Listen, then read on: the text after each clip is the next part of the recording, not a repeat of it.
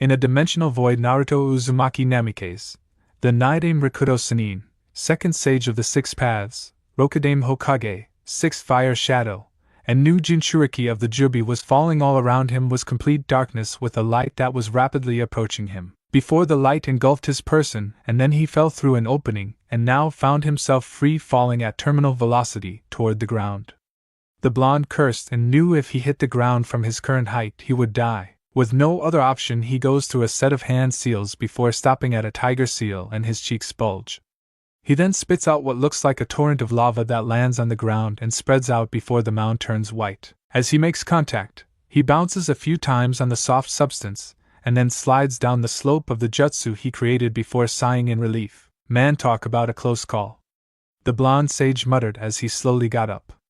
He takes in his surroundings and used his knowledge of the situation and what he knew of Jukuken ninjutsu, space/time techniques, deducing that Toby had at the very least intended to trap him in a dimensional void that he created for eternity. But luckily it had also ripped a secondary tear to this place, which was probably different from his own. So with that, Naruto realized that he is now permanently staying in this new world and that the now deceased Toby was probably laughing at him from the grave, and it pissed him off that he allowed the bastard to pull that sneak attack. I hope that asshole rots in the deepest pit of hell, or the Shinigami's stomach for all eternity. You may have gotten the last laugh, Toby, but with you gone, my world can start rebuilding itself and now have actual peace with you gone, he said before getting up and dust his coat off. After this, he walked throughout the area and found a nearby settlement that seemed to be abandoned, judging from the torn-down buildings. He then hops onto a wooden post and crouches down in a ninja-like fashion, scouting his surrounding with keen eyes. He paused when the sound of fighting echoed through his ears and turned his head in the direction of where it occurred. He activates the Rinnegan and narrowed his eyes to get a closer look, noticing that someone was fighting inside the abandoned village. That person happened to be a beautiful girl around his age, dodging attacks from 6 different enemies who were, from his surprise, shooting elements like fire, earth, water, and air at her, and one threw a projectile at her while she was defending herself with blue fire. He frowned at the one-sided battle because she was being backed into a corner from all sides and knew at this rate she wasn't going to last long, so he reaches into his pouch, pulling out a military ration pill and swallows it down, feeling the energy he lost when fighting Toby return to him.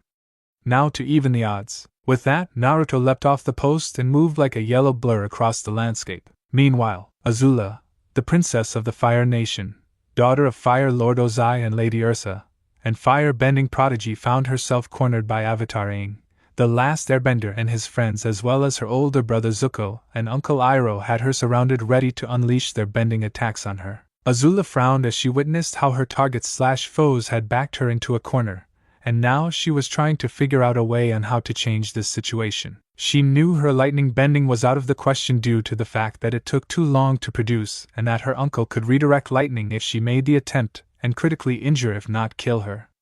Her only option was to either surrender until finding a means of escape, or for her 2 friends Mai and Ty Lee to arrive and assist her. Just as she was pondering on what to do, a blur leapt from behind the broken wall and landed in between a surprised Azula and her offenders. The interloper seemed to be 5 feet 11 inches, 17 years old, and wore what looked like a short-sleeved long white coat with red, blue, and golden flames licking the edges. On the back was the kanji Naidame no Senku, second flash, and Naidame Rikudo Sannin, second sage of the 6 paths. He also wore a dark green flak jacket with a long-sleeved black shirt underneath it, black cargo pants, and what appeared to be Umbu-style boots with soles covering the feet. On his black shirt were 2 bands he wore on each sleeve, and he also wore black fingerless gloves with metal plates on them, and engraved in them were spirals. He had shoulder-length wild spiky golden blonde hair with jaw-length bangs framing both sides of his face, and strapped to his back were 2 large scrolls. He slowly stood up while the wind blew through his hair and made his coat flutter like a cape, while the others looked at the newcomer. Naruto looks up at the group with purple-grayish eyes that seemed to have 4 ripple-like rings and a pupil, and then turns his head to Azula, who was now slightly frightened of her new position and his appearance, until he gave her a nod of assurance, telling her he was on her side. He then turns his head towards the group and frowns at them. "I may not know what's going on here, but 6 against 1 isn't a fair fight," he said. Iroh frowned at the newcomer's appearance, and narrowed his eyes in a calculative fashion as he studied Naruto's form, and could tell already that the teenage Kage was not one to take lightly. "Our fight is not with you, young man, please step aside," he requested to Naruto, who smirks and shakes his head in a negative fashion. "Sorry, old man, but that's not gonna happen because now I plan on evening the odds."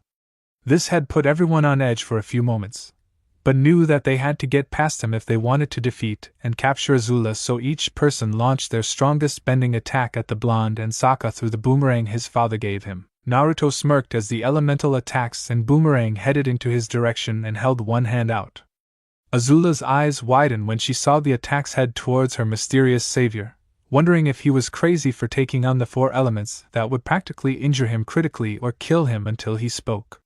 "Relax, beautiful, I got this," he said, and Azula felt her face heat up when he called her beautiful. As the attacks got closer, Naruto said only 2 words, "Shinra Tensei." When he said that, a powerful force repelled the attacks and sent each element back to the users. Aang got blown back by the air blast he shot, Katara stumbles back as she gets drenched in water, Toph was forced to dodge her earth attack, and Zuko and Iroh had to do the same lest they want to get badly injured by the flames. Sokka wasn't as fast as the others and was hit square in the stomach by his boomerang and sent flying, hitting the ground hard. Azula's eyes widened in disbelief when she saw him repel the elemental attacks by saying a few strange words she never heard of and sent them back to the benders.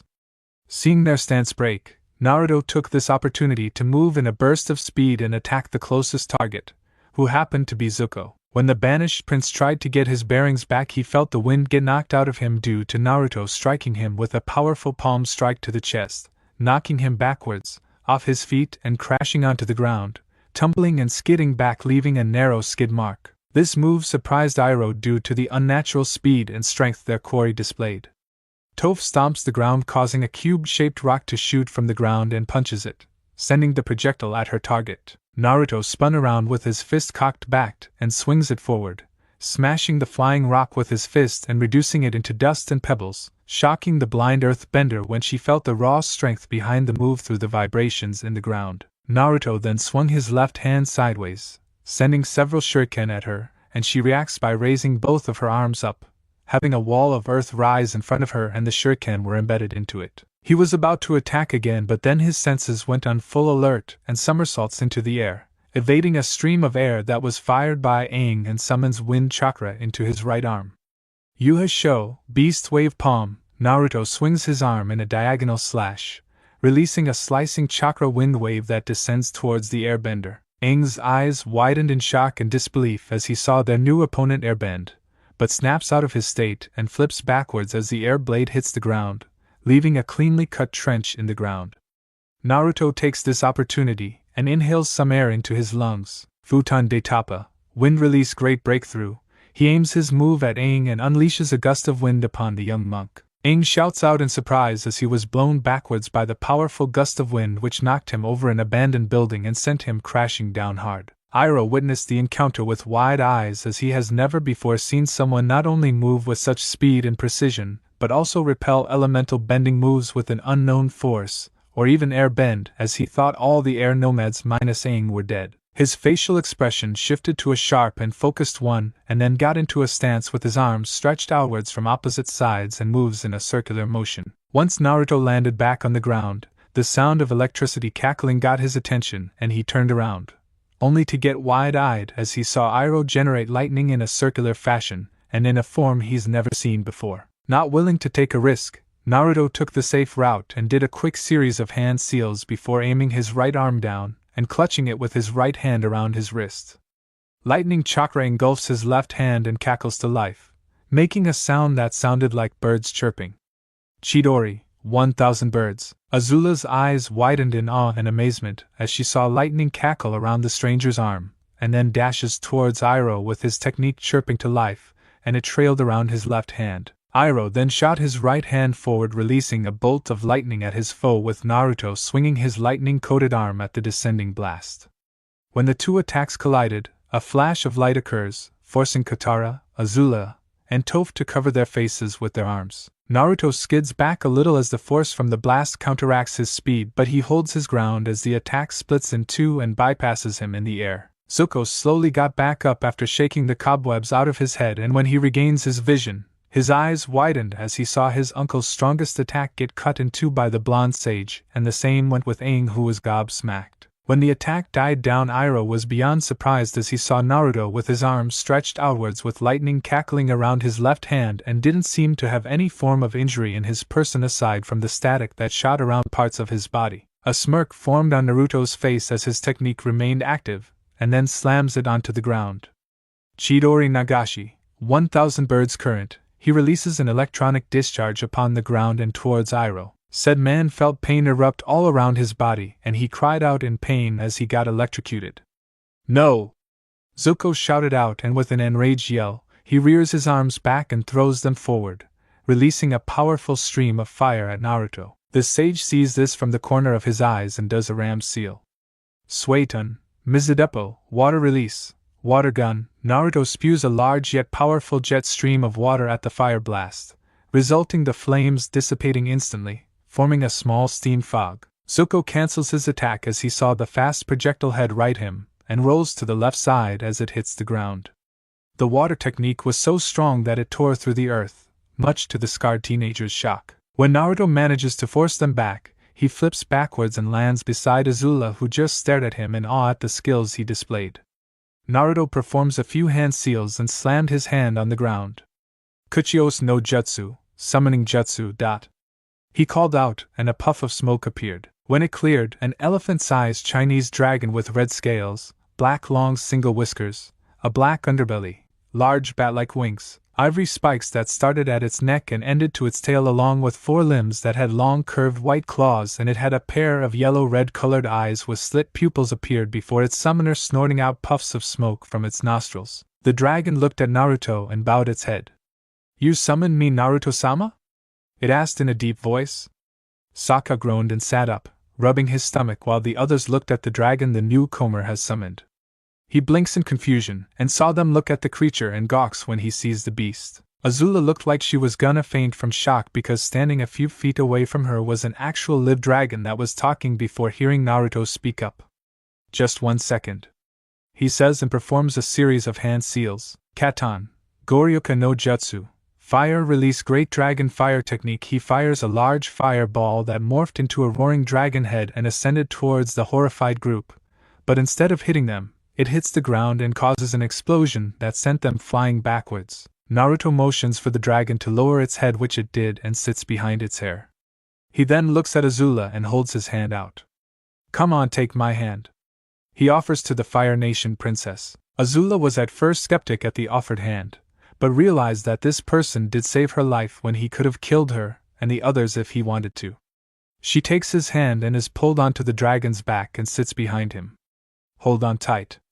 This guy can fly pretty fast," he says as the dragon raised its head and spread its wings. As Azula wrapped her arms around his waist and held on as tight as she could, the dragon roared and instantly took off into the sky, causing Azula eeks and increased her grip on his waist as the wind blew in her face. Back with the gang, Aang and his companions groaned and slowly sat up and looked at the large burning crater, and they looked around to see Azula along with that blonde interloper had left. He then saw Zuko with his uncle, who seemed to be injured with burns from his right arm as well as his left leg from the fire blast. Katara ran over to the two and saw the wounds Iroh had and was about to pull out her pouch and help him. "Stay away from us," Zuko yelled as he got in front of Iroh with his fighting stance. "You guys have done enough for one day. Zuko, please, I can help treat your uncle's wounds." Katara tried to offer only to back away when an angry Zuko swipes his arm sideways, unleashing a wave of flames as a warning. "Leave!" he roared in anger, surprising the group, and reluctantly, Aang and his friends left Zuko and Iroh and got back on Appa, flying away from the 2 fugitive fire benders. As they took off on continuing their journey, their minds were filled with many questions on their flight, with the main focus on the mysterious stranger who helped Azula. Sokka, however, let out a frustrating yell and messed up his hair. "I just don't get it. How did that guy block all our attacks without even doing anything? And how did he make that dragon appear out of thin air?" he yelled. "Who knows, Sokka, but it would be best if we avoided him from the moment," Katara stated as she looked over her brother's wounds, while Aang sat there confused. "What surprises me is the fact that he can fire bend as well as water bend, air bend, and somehow bend lightning. How is that even possible?" she wondered, while Aang pondered on this as well and realized something. Earlier when he repelled our attacks, it was not a form air bending. If it was then I would have sensed the shifts in the air currents, but there was none at all. He released some type of force that was able to repel not just our elements but weapons as well, and it's nothing that even I have heard of. Ing answered as his friends looked at him in shock and disbelief. So if it was not air bending, then what was it? Twinkled Toe fast as she faced the young monk. Even your air bending would have trouble against my earth bending since they're both opposing elements. I know that, Toph, but I am very positive that what that guy did was not air bending. It was some form of invisible force that's even more powerful than my air bending. Ing said to his friends again as they were both scared and confused at what he just said, but afterwards he was able to bend the air in a way that was practically above the level of a master, but from the way he was able to cut through the earth his form is completely different.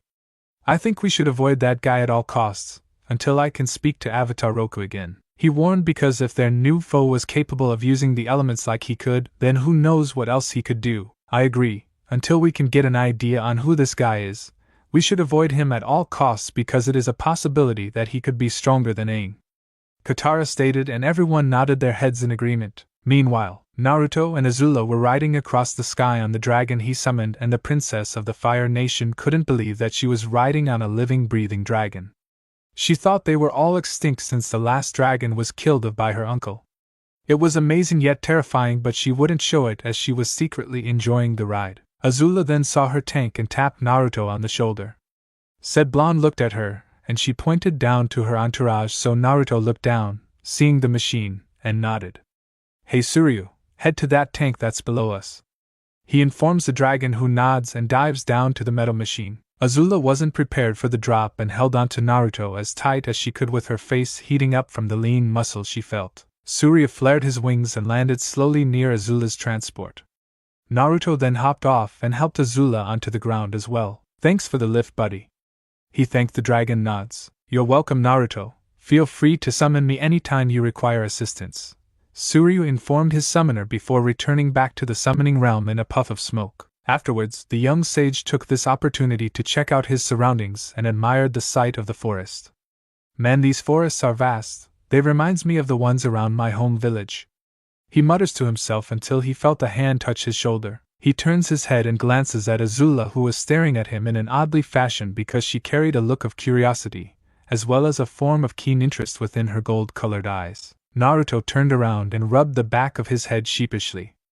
Oh, sorry, I just admiring the scenery since it reminded me of my old home, he apologized. So are you okay? Those guys pretty much gave you a run for your money out there? Azula blinked a few times but nods at the stranger's concern for her health, even if they just met. I'm fine, thank you, though I must admit the moves you displayed out there were very impressive, especially when you split that lightning attack in half.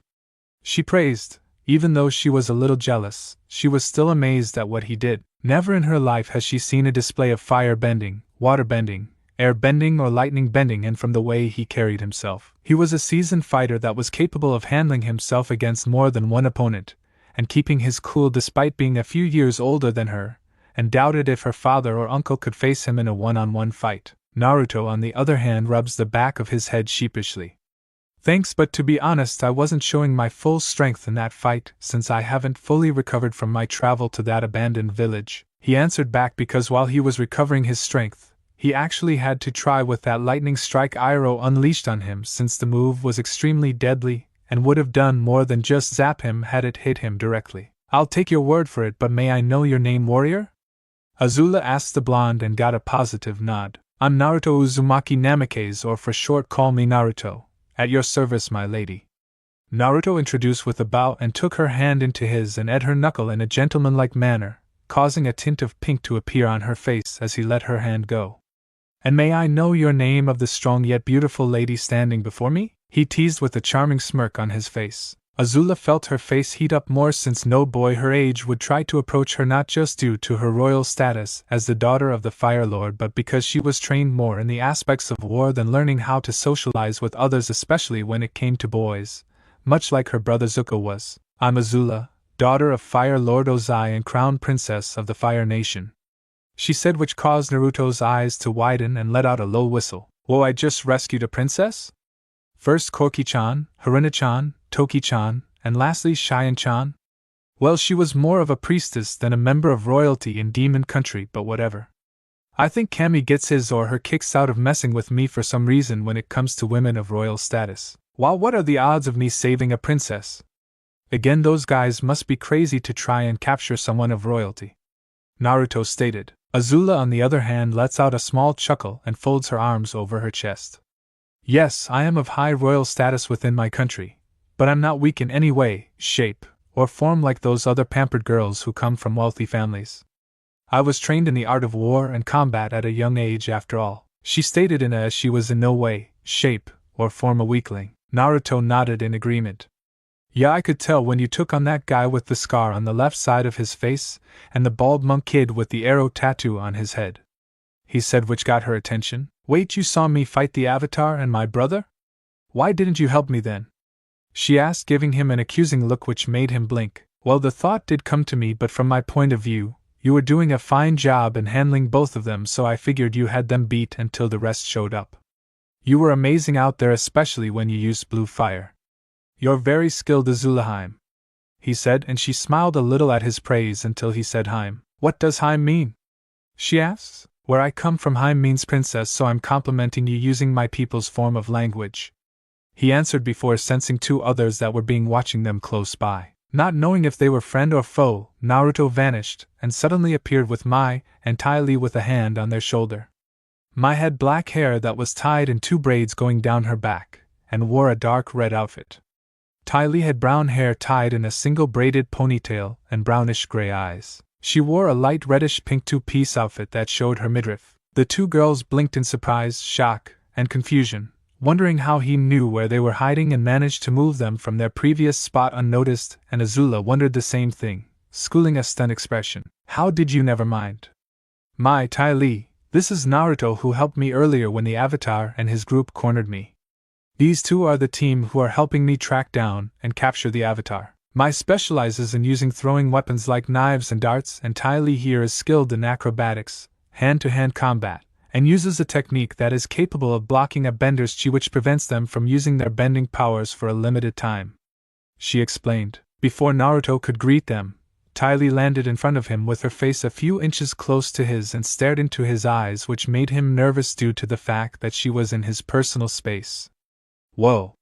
Your eyes look strange and your hair, it resembles the sun, the petite girl said with a wide grin on her face while Naruto's sweat dropped. Is this your natural hair color?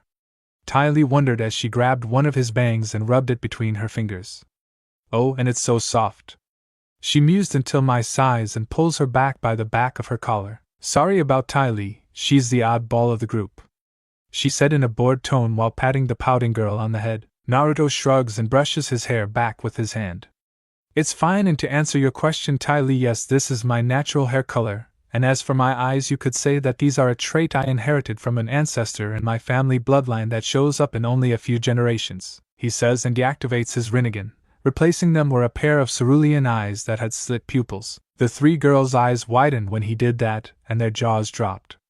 That was when Ty Lee was in his face again, and an "oh" sound escaped from her lips. Now your eyes are pretty like the ocean. How did you do that trick with your eyes? She asks, and is once again pulled away from him by Mai, who apologizes again, but is also curious in how he did that. I'll explain later, but first, if I may, Azula, why is it that you're after that bald kid and his friends as well as who the chubby old man is? Is he your grandpa something? He asked, causing a smile to form around her mouth, and she laughed lightly. He's not my grandfather. The chubby old man is my Uncle Iroh, and the one with the scar burn was my older brother Zuko, who has a tendency to be happy about nothing. The bald kid is the last of a group of airbenders who are known as air nomads and is currently the Avatar. The only thing I cannot understand is how I am not able to capture them, as I thought if I had made my own special team, I would have less trouble in capturing one or the other. The fuming princess wondered. Naruto blinked a few times when he heard the name Avatar. Capture the Avatar? Naruto repeated to Azula, who raised a brow while Mai and Ty Lee blinked a few times. He's the bald-headed kid with a blue arrow on his head. He is the Avatar, she answered, only to confuse Naruto more as he rubbed the back of his head in wonder. Was the Avatar? Naruto asks. His question made the three of them look at him in shock and disbelief when he asked who the Avatar was. Said Blonde blinks a few times and scratched his cheek. What? Did I say something wrong? Azula managed to snap out of her stupor and narrow her eyes. You don't know who the Avatar is? Everyone knows who he is. He's a master of the 4 elements: water, earth, fire, and air, she explains. After hearing that, Naruto scoffed and folded his arms, not looking interested at all in what he heard. So he can bend 4 elements, big deal, he said nonchalantly, which almost made her fall over as well as Mai to look at him owlishly, and Ty Lee's jaw dropped. That's all you can say is so what? What's wrong with you? She practically yelled, and he shrugged nonchalantly. Nothing's wrong with me because, like I said, big deal if the kid can use 4 elements?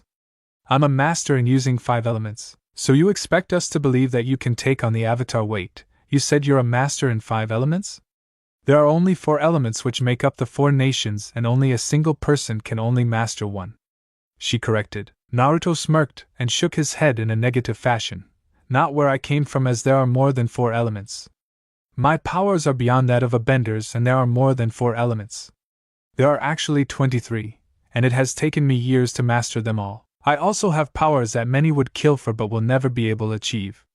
For example, the 5 elements I've mastered are fire, water, earth, lightning, and wind, with some of the secondary and rare elements being light, darkness, gravity, yin, and yang. There are also some of the sub-elements, which are wood, ice, storm, lava, metal, sand, blaze, crystal, dust, and scorch, he answered. Azula was silent for a while and looks into his eyes for any form of deceit, only to see none, since she was skilled in the ways of using deceit due to her training. Really?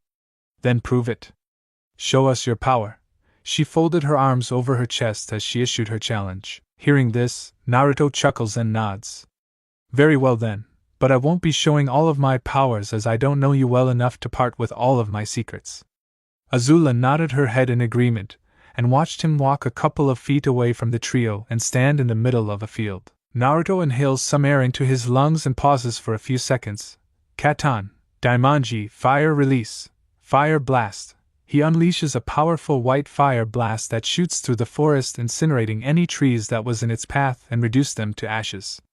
The girls watched in awe and amazement as they saw the flames burn a path into the forest. Naruto stops the fire jutsu, and then claps his hand together. Suiton, Swishoha, water shockwave, he calls out, and the girls watched as a vortex of water swirled around him from the thin air, and then became a massive wave that washed over the remaining flames and drenched most of the forest. Doton, Doria Taiga, earth flow river. A large wave of mud flows through the ground and spreads throughout the path, and then softens up the ground that was drenched in water. Naruto holds his right arm out and then points his index and middle finger towards a tree. Blue sparks of electricity cackle and dance around his fingers until a blue orb appears in the tips of his 2 fingers. Raiton, Byakurai, lightning release, pale lightning. Naruto fires a thin light blue beam of electricity towards the tree, and when it struck, it left a gaping hole in the tree. Afterwards, Naruto inhales another breath of air, and his chest expands even more. Futon, Mugen Tapa, infinite great breakthrough. Naruto exhales a gust of wind so powerful that it rips the trees off the ground and sends them flying. The girls were wide-eyed and their jaws just hung open when they saw him use 5 elements. Naruto stopped and couldn't help but smirk at their reaction. So what do you girls think? Pretty cool, huh? Naruto was met with silence as his answer from the 3, as they just looked at him with nothing except awe. But after a few minutes passed, Azula came out of her shock from what she had witnessed from the blonde and spoke up. You said you mastered all the elements, but you only have done 5 from what you had said. Would be too much to ask for the 6th one? Naruto grinned and popped his knuckles. Sure thing. Now to restore a part of the forest I destroyed. Naruto got down on one knee and places his hands in a form that looked like he was praying. Azula, Mai, and Ty Lee watched as Naruto stayed in that position until they witnessed several small trees sprout from the clear path Naruto made. Mokuton Hijitsu, Jukai Koten, would release secret technique, he said, and suddenly a large amount of trees sprouted and covered up the path Naruto cleared earlier, and also regrew the trees that were blown away by his wind jutsu. After doing that, Naruto placed his hands on the ground. Mokuton, Shichuka no Jutsu. That was when a 2-story wooden house shot up from the ground and... So what do you think? Naruto asked as he was now sitting on the roof of the said house. The girls were silent for, and Azula spoke up. Amazing. This is so unreal. You really are a master in the elements, she said as Naruto leaps off the roof and grins. Told ya. he said. Mai looks at the trees he restored and at the wooden house, and for the first time, a true smile formed on her lips. I can already tell that things won't be boring with you around Naruto. Tai Li, on the other hand, was jumping for joy and was hoping to stay in the house then sleep in the transport tonight. That was amazing, Naruto. Azula, can we rest in the house for tonight, can we please? Tai Li begs and gave the Fire Princess the puppy eyes. Azula's eye twitched from the size of her friend's eyes and sighs. Yes, Tai Li, we can stay in the house for tonight only. We have to stay on the Avatar's trail, she says while the energetic girls squealed in joy and the glumps Azula. Naruto's sweat dropped when he saw this and leans next to Mai. Is she always this bubbly? He asks the silent girl, who nods and sighs. Sadly, yes, we don't know where she gets the energy, she answered, and Naruto's sweat drop grew when he saw the girl rub her cheek against Azula's and said Princess's brow was twitching dangerously as well as blowing puffs of blue fire out of her nostrils. Remind me to never ever give her any sweets, otherwise Azula would kill her and me, Naruto says, which makes Mai cover her mouth and giggle, and then goes to pry the acrobat off of Azula before said girl fried her with a bolt of lightning.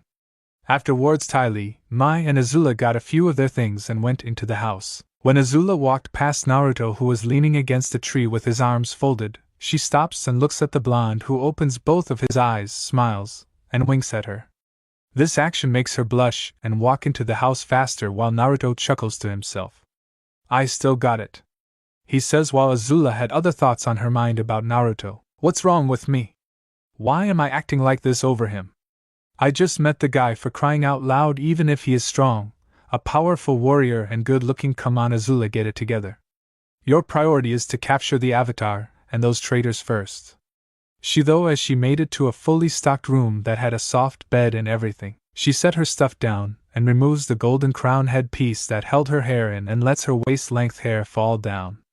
Besides, I doubt that he'd be interested in me anyway. Most guys in the Fire Nation aren't due to my reputation, she said to herself with a hint of sadness, and pulls a comb out of her bag and brushes her hair back in slow strokes. Unknown to her, Naruto was sitting on top of the roof, watching Azula using the Tomgen no Jutsu, telescope technique, with a crystal ball sitting on his lap, and noticed the look in her eyes that reminded him of Gaara's when they first met, but then was able to help change his way of proving his existence. I may not know you, Azulaheim, but I will do everything I can to help you once I figured out what goes on in this world, he says to himself before performing the tiger, dog, and snake seal Tajumo Kutan Bunshin no Jutsu, multiple wood clone technique. On top of the roof, several wood clones materialized around Naruto and become perfect replicas of him.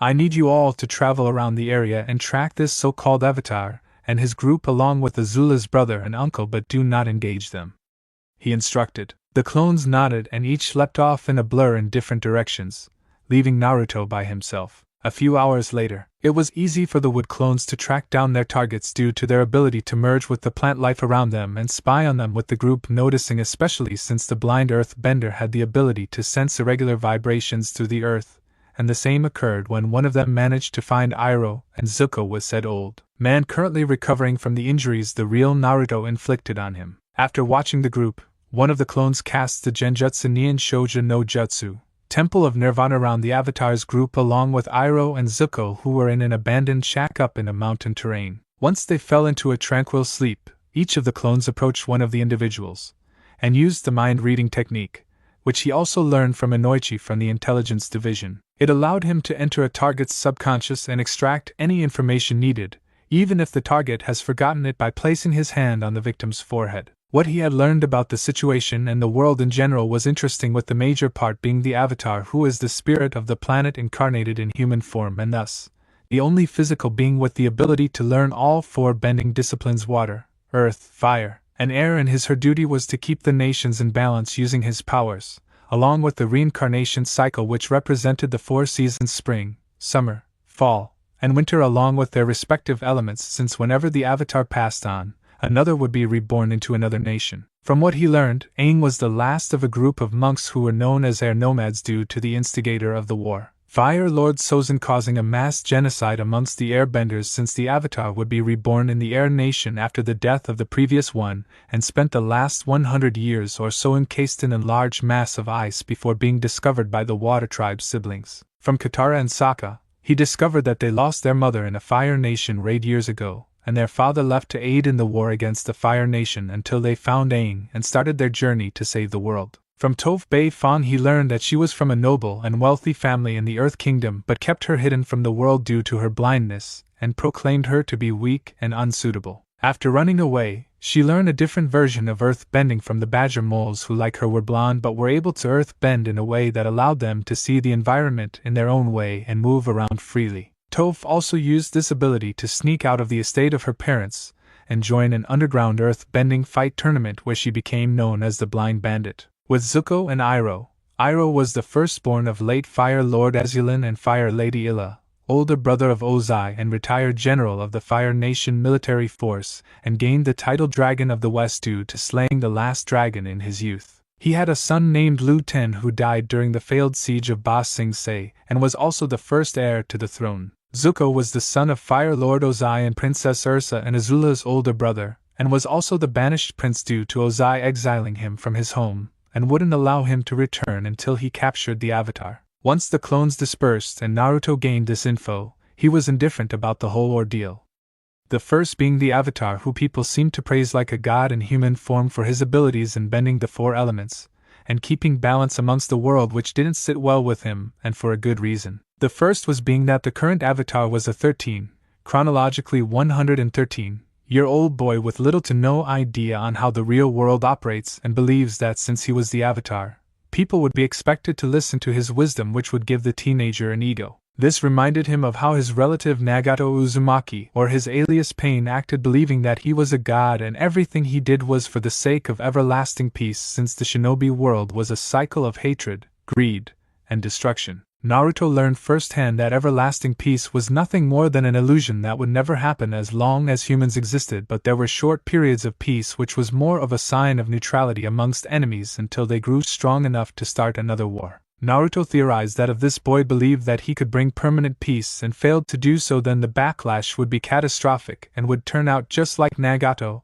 and Obito, only on a higher scale, since he is more in tune with his emotions and doesn't know how to suppress certain ones. This didn't sit well with him, but he couldn't just outright kill the kid since the Avatar would be reborn into a different nation, and it would take years to find the boy/girl, so he settled with trying to find a way to remove the influence of the Avatar from the world so that the people themselves would have to learn how to fend for themselves and not rely on the decisions of one person. The blonde sage sighs in annoyance and rubs the back of his head. Shikamaru always said that I was troublesome in getting into things I should stay out of, but if I did, I wouldn't be me. He chuckles as he sits up and dusts his pants, realizing that it was nightfall. Before heading to his lodging, he quietly enters Azula's room, noticing the princess was sleeping in a peaceful manner. He crouched down next to her and places the tip of his index and middle fingers on the girl's forehead, and closed his eyes in concentration as he entered her memories. When he searched through them, he saw her parents, uncle, cousin, and brother. From one of the distant memories, she noticed that years back, she and Zuko were close as siblings, playing and laughing together with their mother and father watching. But then a few years later, the happy family started to slowly drift, mainly due to Ozai's jealousy towards his older brother and his accomplishments in the military, and the favor Iroh gained from their father only made him resent the man more, which ended with him being more infatuated with power and willing to do anything he could to get it, even if it meant sacrificing his family to do so. From Azula's memories, he witnessed the man trying to convince his father to pass Iroh's claim to the throne to him in order to keep the royal bloodline from passing due to the death of Iroh's only son. Apparently Azulin was furious with what his second son suggested and decided to punish by having the man kill his firstborn to see the pain Iroh had to go through. Naruto frowned when he saw Ozai was gonna go through with taking Zuko's life, since the young prince was in his eyes a disgrace and embarrassment, and it was only through the pleas of his wife that he spared his son and knew her husband wanted the throne badly, and devised the plan that resulted in the death of the old Fire Lord and banishment of Ursa. Naruto couldn't help but admire Ursa's sacrifice to save her son and decided to look into some older memories. He got around to some of a younger Azula and her father, who found out that she was a fire-bending prodigy, and started to take her under his wing much to his wife's disapproval, and had her go through vigorous training regimens ranging from her studies to being taught by the best. He pretty much trained her to be a perfectionist where failure was not an option, and showing mercy or any form of compassion for the weak was irrelevant. The young sage was angered at how he pushed his daughter physically and mentally, and even had her harm others in order to make her prove her worth to him, and if she didn't meet his expectations he threatened to never love her, and consider her dead weight like her failure of a brother, and he even went so far as to a hypnotic technique he learned to make her a mere image of himself. With that, Naruto cut off the technique in order to prevent himself from releasing murderous intent around the house and calm himself down for a few seconds. He gazed back at Azula's peaceful form and couldn't help but pity her. She was forced to become something at such a young age without any say in it all because that fool wanted to create a true heir like he was. He made a mental vow that if he ever got Ozai in his line of sight, he'd make the man wish he was never born. After pondering for a bit, he decided to do something that would possibly undo some of the damage Ozai did to her mentality. Even though it won't be much, it was better than nothing, because if Azula ever broke down mentally, she'd never recover from the stress and would slowly kill her. He performed a few hand seals and places his hands over her head, and they glowed white. Azula's expression went from tense to relaxed as he carefully removed his hands. He leans forward and gives her a gentle on the forehead before pulling away and smiles when she sighs in content and smiles warmly. "Sweet dreams, Haim," he whispered and vanished into the shadows. The next morning, Naruto was sitting on top of the roof watching the sunrise up in the mountains, pondering what he had learned last night about this world. He knew the chances of him returning to his old world would pretty much be impossible since he didn't have any time-space techniques that could send him back, but the main reason he didn't want to go back is because with him being the vessel of the reformed Jubi, every ninja and Kage would be after him not just for the Biju's power but the abilities of his bloodline, the Rinnegan. Knowing this did hurt, but he realized it was better this way. "Hey Naruto?" a feminine voice said behind the blonde. Naruto turned his head and saw Azula standing behind him with her hair down and tied in a low ponytail. Naruto smirked when he saw her and noticed the nervousness in her eyes. "You know, Azula, you look a lot cuter with your hair down like that. It brings out your inner beauty," he said in a teasing tone which made Azula blush and strokes one of her bangs back from the compliment, but then pauses and glares at him. "You're teasing me, aren't you?" she questioned, and Naruto smiled. "Maybe I am, maybe I'm not," he said, which made her huff up.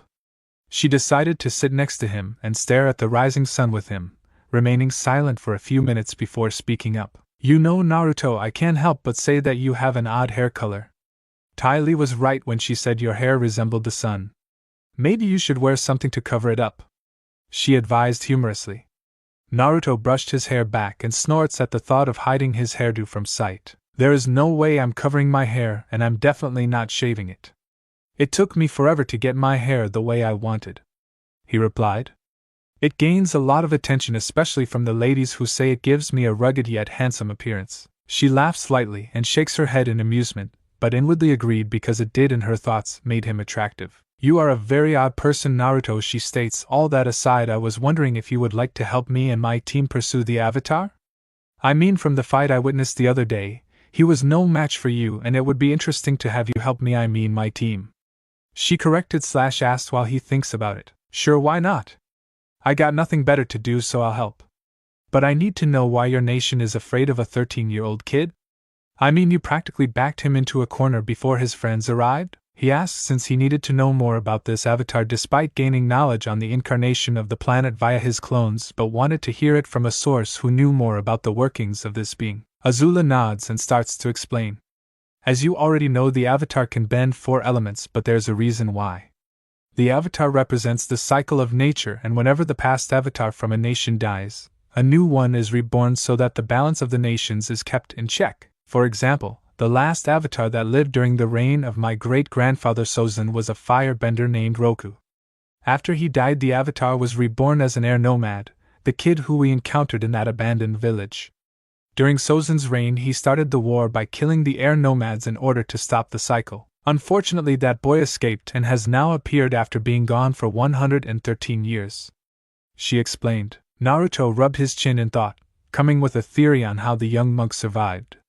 So chronologically he's 113, but biologically he's 13? He must put himself in some form of suspended animation in order to pull that off, but doing so will one day take a toll on his person. Yes, but that's not all. From what I read in the history books, he has a defense mechanism called the Avatar state.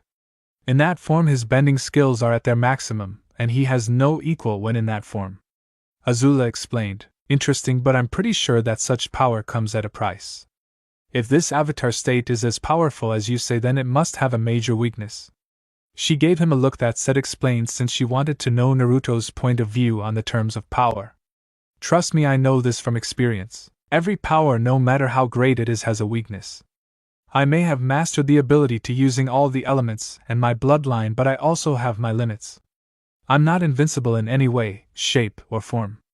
I'm just powerful like you are, he replied. Naruto knew and faced opponent and allies that were strong in their own right, but knew that they could be killed or weakened if pushed enough, and knew there was no such thing of an invincible warrior.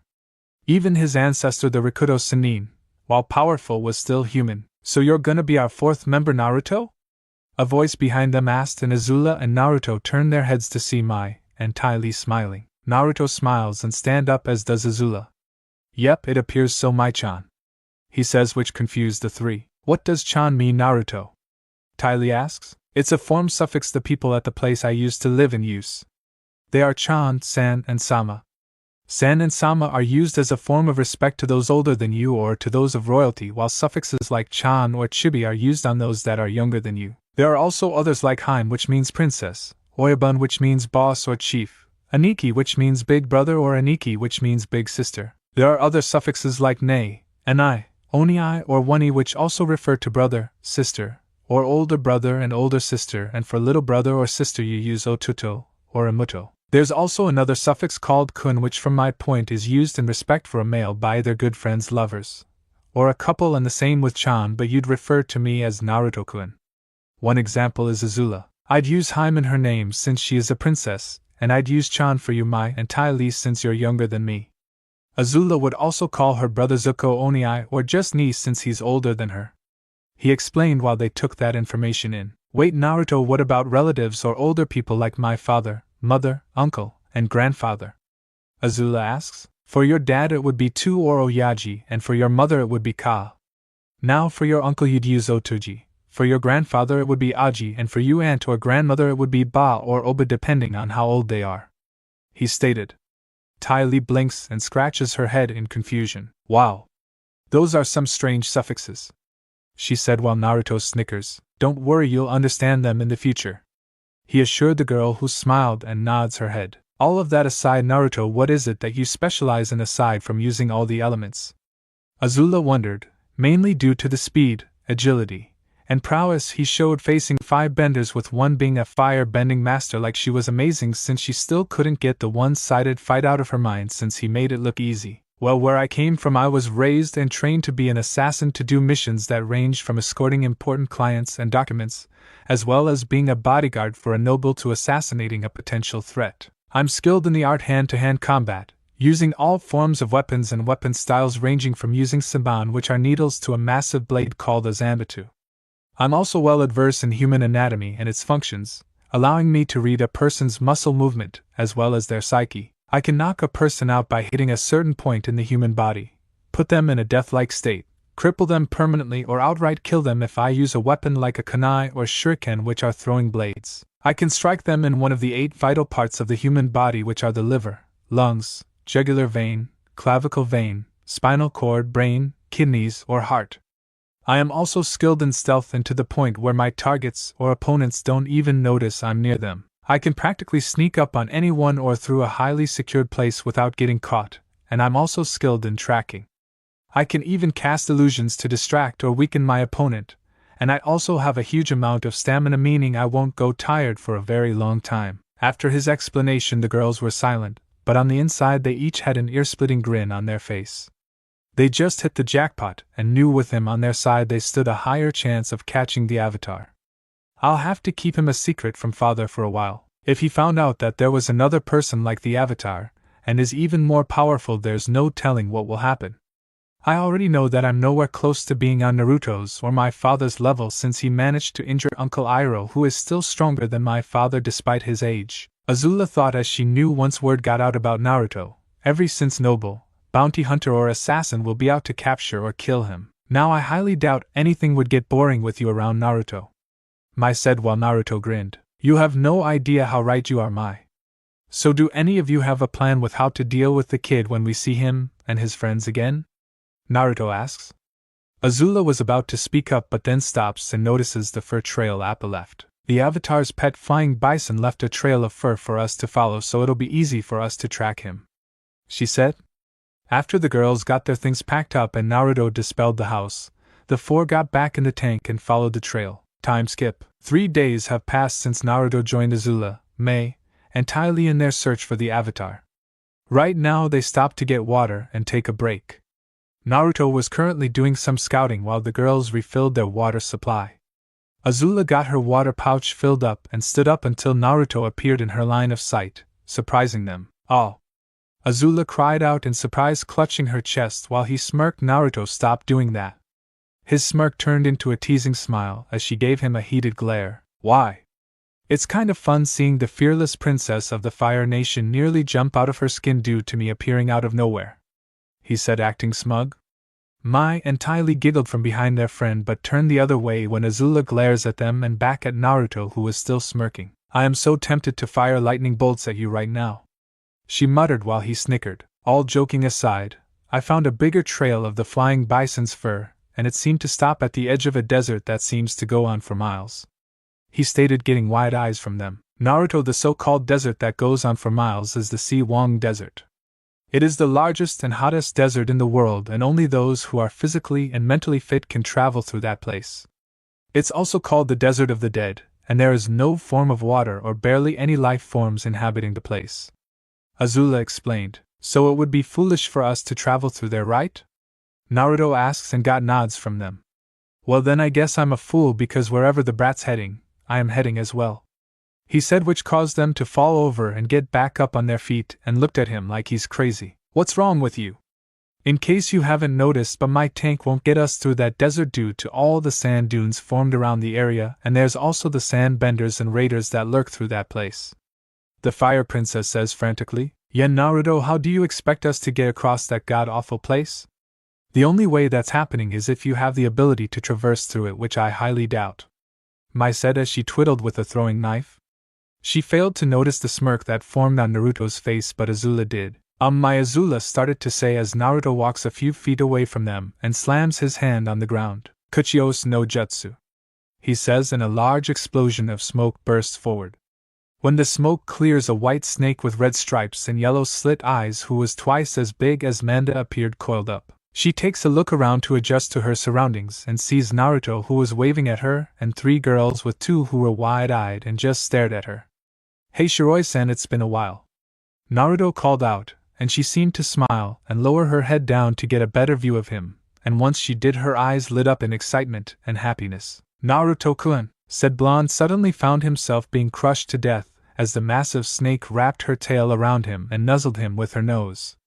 The others' sweat dropped as they took in the scene where anime tears fell down her face, as she slowly crushed her summoner, who was turning purple and blue to death in happiness. "Everyone thought you were dead after your battle with Tobi, but I knew that the heir of the Rikudo no Sennin was still alive," she declared as she squeezed him tighter. After a few minutes of struggling, Naruto managed to slip out of her coils and leaps out of her grip. He desperately sucks in a large amount of air, regaining his color back while his healing factor mended any bruised and possibly broken bones and organs, mentally thanking himself for placing a thin and strong layer of earth chakra around his body lest he get crushed to death like last time. "It's good to see you, Shiroi-chan," he said back while the snake wiped her tears away with the tip of her tails. "So how may I be of service to you, Naruto-kun?"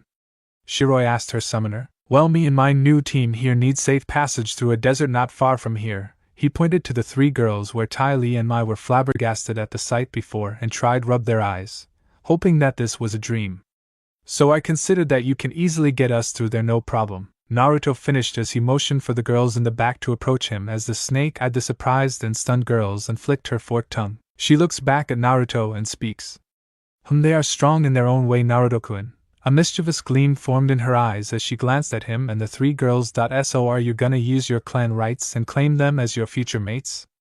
After all, you'll need a few to keep you in check," she asked humorously, which made Naruto face fault, and the other 3 girls blush when she said that. Said Blonde got up and shot an annoyed glare at Shiroi. "Shiroi, now is not the time for that. Stop hanging out with Bunta, he's a bad influence just like Ero Kyofu," he yelled while she snickered. "Heh heh, Sorry, just couldn't help it since it's so easy to get you riled up, she replied. His brow twitched in annoyance, and made a mental note to get back at the Toad Chief later on, and was about to speak up until Mai and Ty Lee appeared in front of him with wide eyes. How did you do that? And how can that giant snake talk? They both cried and pointed at Shiroi. Naruto took a step back with a surprised look on his face due to see them move at speeds only he, his father, and the Yondaime Reikage could. That's what I wondered when he summoned a dragon to take us back to the tank, and it could also talk, Azula said, which caused the two girls' eyes to bug out and look at her like she was nuts. He summoned a talking dragon? Amai, Ty Lee, stop yelling before I lose my hearing, Naruto said as dug his index fingers into his ears to get his hearing back while Azula shook her head. Mai and Ty Lee looked down at the ground and tints of pink appeared on their faces while Shiroi watched the scene in hidden amusement. Now then, you four hop on my head and hold on, Shiroi instructed while the four of them get on top of her head. Once they sat down on her head, Ty Lee sat on his left and wrapped her arms around his arm. Mai did the same with his right arm, and Azula, much to his shock, sat in his lap and wrapped her arms around his neck. It took all of Naruto's willpower not to blush or get a nosebleed due to the fact that three hot and beautiful girls' bodies were pressed against him, and was trying not to think about the certain thoughts that went in his brain and place that he needed to revive his clans with. Azula, Mai, and Ty Lee on the other hand had their own thoughts. Whoa, his arm is so muscular. I wonder if he can summon cute animals? I'll ask him later, Ty Lee thought. Wow. Naruto truly is an amazing person. I wonder what other secrets you have, and what did the snake mean about clan rights and taking more than one mate? Mai thought. How in the world is Naruto capable of summoning animals as well as appearing and disappearing? It should all be impossible to do.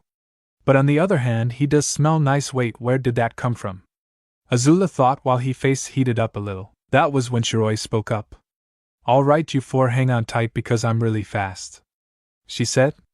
The girls did that, and that was when Shiroi zipped through the forest like a bullet, while the girls' screams echoed through the forest. Great character, meaning he isn't on anyone's side, and if you'd read the middle parts of the chapter, he uses a technique that slightly changes Azula's personality a little, but through time she will change, but not instantly. Disclaimer: I own nothing except for whatever I created. Chapter 2: The Sage Meets the Avatar. Siwang Desert. In the middle of the desert, a giant white snake was slithering through the sand with four people on top of her head. They were Naruto, Azula, Mai, Ty Lee, and Shiroi the snake summon. Naruto placed a barrier around them which kept the sand and wind out, and the girls were currently enjoying the ride. This is so cool. This beats traveling in that metal tank, huh, Mai? Ty Lee says while the weapon user nods and brushes a strand of her hair back. Azula and Naruto were looking around the desert for any sign of the avatar. Azula was looking through a handheld telescope while Naruto used the Tongane no Jutsu, telescope technique, to search through the desert with a small glass ball like the third Hokage used to use in Konoha before he died. Azula wasn't kidding when she said that there was barely any life in the desert. Heck, this place reminded him too much of Suna's desert, but it wasn't as hot or humid as this place. Azula noticed what looked like a tower-like structure not far from their location. She then taps Naruto on the shoulder and got his attention. Naruto, I see a tower right over there, Azula informed, pointing to the east. Naruto uses his Rinnegan to zoom into the location she pointed at, and saw a tower sticking out of the middle of some sand dunes and two life forms. That's not all. There are two life forms standing outside of the tower. One's the blind earthbender, and the other seems to be the flying bison. Shiroi, stop. The white snake nods her head and stops in her tracks and coils up. Why did we stop, Naruto? Ty Lee asked the blonde, who narrowed his eyes, focusing his attention on Toph and the bison. That girl is a sensor and power type, Ty Lee.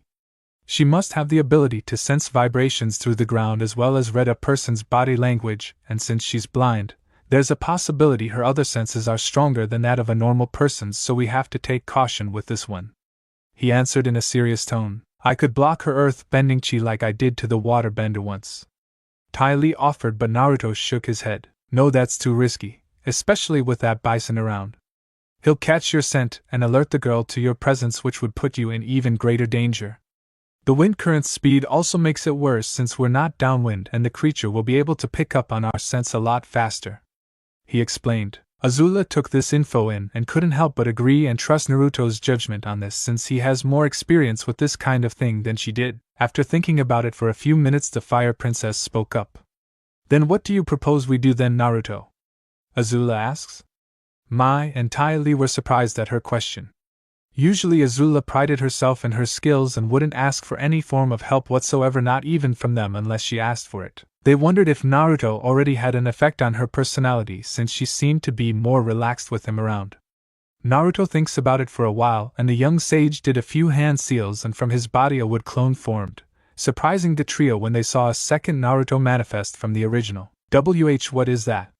Tai Li stuttered out as the clone stood straight up and glances back at Naruto and the three girls. This, ladies, is a clone or second manifestation of me and can be used in reconnaissance missions, espionage, or to assist me in battle, he answered.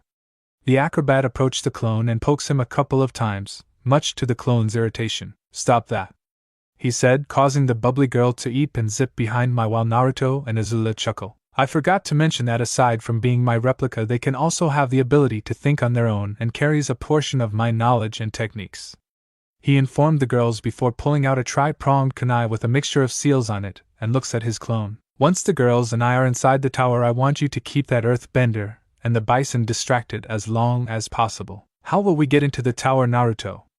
Azula wondered as he turned his gaze at the tall building. I want each of grab onto me, and whatever you do, don't let go for even a second, he warned. Azula noticed the seriousness in his voice and nodded while he threw the kunai into the entrance of the tower.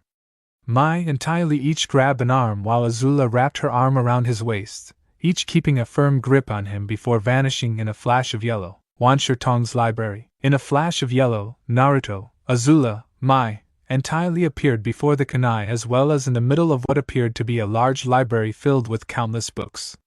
The blonde sage looked around and whistled lowly at the countless books in the place. If Sakura was here, she'd be having a field day.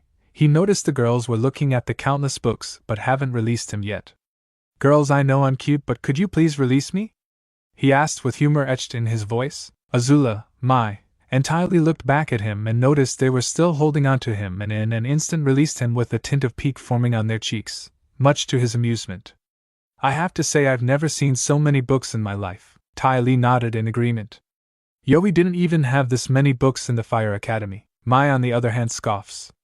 Thank Agni those days are over because studying from those books were troublesome, she commented. Naruto heard the word troublesome leave her lips and snickered, getting the knife user's attention. What's so funny? She questioned. Sorry, Mai-chan, but when you said troublesome, it reminded me of a friend of mine named Shikamaru. He replied he was one of the sharpest minds from my village who was able to plan ahead of his opponents, and was also a keen strategist who could think up plans on the go as easily as breathing, but was lazy as hell and spent his time either cloud watching or playing strategy games. Honestly, if the guy had any ambition, he'd be a threat even to me. Mai, however, huffed at the insinuation that she was some kind of lazy bum. For the record, I'm not lazy. I just don't like being bored or doing boring things, she informed. Azula was about to say something, but her eyes widened when she saw a large owl stare down at them. Mai and Tai Li looked up as well and were wide-eyed as well. Naruto didn't look as shocked as they were and kept a calm and impassive expression. That's a big bird, he muttered as the giant owl spread its wings and descended to the ground and loomed over them. Greetings, humans, what brings you to my lair? The owl questioned in a deep and otherworldly tone as he looked at them with a keen eye. Naruto steps forward with his Rinnegan activated with a stoic and calm expression on his face. Wouldn't it be wise for the person who speaks first to give his or her name before asking for the name of the guests? Naruto replied calmly as he was eye to eye with the owl.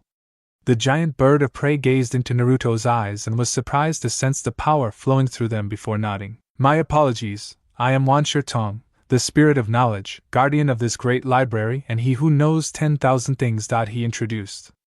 Naruto nodded in acknowledgement as the owl introduced himself. Greetings, Wan Shirtong-sen. I am Naruto Uzumaki Namikaze, successor of the Rikudo Sannin or the Sage of the Six Paths, and these are my companions Princess Azula of the Fire Nation, and her friends Tai Li and Mai. He introduced with a bow. It is a pleasure to meet you all, but I'm afraid you must leave as humans have not been allowed to enter my library for centuries due to abusing the knowledge they seek for their own gain. Wan Shirtong said, but a sly smile took form on Naruto's face. Now we both know that is not true, my friend, because I know the Avatar, and his friends are here as well, so do we not deserve a chance to learn a bit of the vast knowledge this place holds? Naruto requested. The spirit was surprised that this young man before him was able to see through his lie so easily and looked for any form of deceit in the sage's eyes. Very well then, I see no form of deceit in your eyes, young sage, so I'll allow you and your friends to use my library and any other sources to your liking. His gaze turned fierce and his feathers bristled a bit, but know this, if you betray my trust, one will not hesitate to end you or your companions. Naruto nodded in agreement. I give you my word and swear on my title, clan's honor, and life that we will not abuse any of the knowledge your library holds, and will take responsibility should we break your trust. He assured the owl, who accepted his word and the trust laced in them. Before I allow you passage to my library, do you each have anything to contribute? Azula looks through her travel bag and pulls out a scroll. I have a scroll and a journal, with the scroll containing instructions on advanced fire bending and lightning generation, and my great-grandfather's diary. She offered the great owl, who brought his right wing forward in front of scroll and book before pulling the appendage back with the items vanishing. These will make a fine addition, especially the fire-bending scroll and history of you, ancestor princess, but I advise that you follow your own path, and not the one others made for you, as it will end in turmoil. He advised. The princess looked a little troubled but nods. Ty Lee stepped forward with a scroll and held it out. I offer a scroll on my chi blocking technique that I've learned and mastered. She offered, and like the others, they vanished under his wing. This is acceptable. Chi blocking is a very rare and new art, so you must be highly skilled in learning such an art. The acrobat smiles at the praise before stepping back and allowing Mai to step forward with a manual. It's not much, but I have a manual on weapons forgery for the special knives I made, and one with the blueprints on the design of the projectile launchers I keep hidden under my sleeves. She offered and got a nod of acceptance from him. These will indeed make a fine addition to the weapons sector of my library. And he turned his gaze to Naruto. And what do you offer, young sage? A couple of things that will interest you greatly. He pulls out one of the large scrolls on his back and places it on the ground. The owl watches with interest as Naruto unravels the scroll that had several odd containment seals on it, taps one of them, and in a puff of smoke 1 scroll and 3 books appear. My first contribution to you is a scroll that contains the knowledge of my mother's clan, who were respected and feared for their skills in fuinjutsu or sealing arts. The next book was white with the yin-yang symbol on the cover. This is a book based on the history of my ancestor who once saved the world I came from destruction, and the creator of all the ninja arts, as well as the history of the elemental nations. The other book had a green cover that said Tale of the Gutsy Ninja. This is the first novel my godfather wrote during his time as a shinobi, and describing the nature of the human heart in various forms, both positive and negative. Wan Shi Tong reached out and swipes the items under his wings and they vanish. These offerings will be very interesting to read, as will the history of you people and the last contribution. Naruto had to suppress a huge grin that was threatening to escape his visage and held out a limited edition gold-covered Ika book with Jiraiya's signature written on the left-hand corner. This I believe you'll personally find very entertaining, he hinted, getting a curious expression from Wan Shi Tong. He takes the book in his feathered appendage and uses the other to open up the book and read the inscriptions of the pages for a little before a tint of pink appeared on his face and giggles in a manner that the girls didn't like for some odd reason. Naruto had to fight the urge to laugh out at their expression and the one from the Wan Shi Tong. Oh my, this I shall cherish greatly, he said to himself as he turned a page and continued to giggle again before stopping and looking at the group. Enjoy the library, he said before moving backwards into the shadows with the giggle echoing around the area. Naruto shook his head in amusement that a spirit as great and wise as the owl was a pervert. Kyofu was right, everyone was a pervert at heart, no matter who they were. Azula was the first to speak up once Wan Shi Tong was gone. Naruto, if I may ask, what was that book you gave the spirit of knowledge, and why did he giggle like that? She questioned with a hint of her demanding tone laced in her words. Tai Li and Mai were also curious about the book, while Naruto was inwardly sweating bullets that they each had their gaze on him. Trust me, the lesser you know the better, was all he said. Mai and Tai Li nodded in acknowledgement, but Azula didn't look too convinced and vowed to herself to find out about the contents of that book. Now then, let's enjoy the library. But I thought we were here to catch the Avatar, not read up on the history of the nations.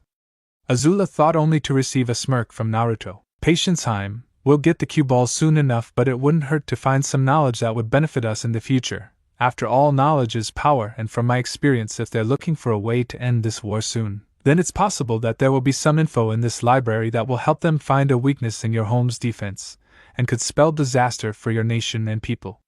He says. Azula wanted to make a remark but stopped and thought about it, since it was a possibility that the Avatar's group could find such a thing in this vast library. You do make a good point, but what can we do? You did promise the Great Spirit that we wouldn't abuse the knowledge in his library, and the one thing I never want to do is anger a spirit, because that is a fate worse than death. She said. Naruto pondered on this before a smirk crossed his face.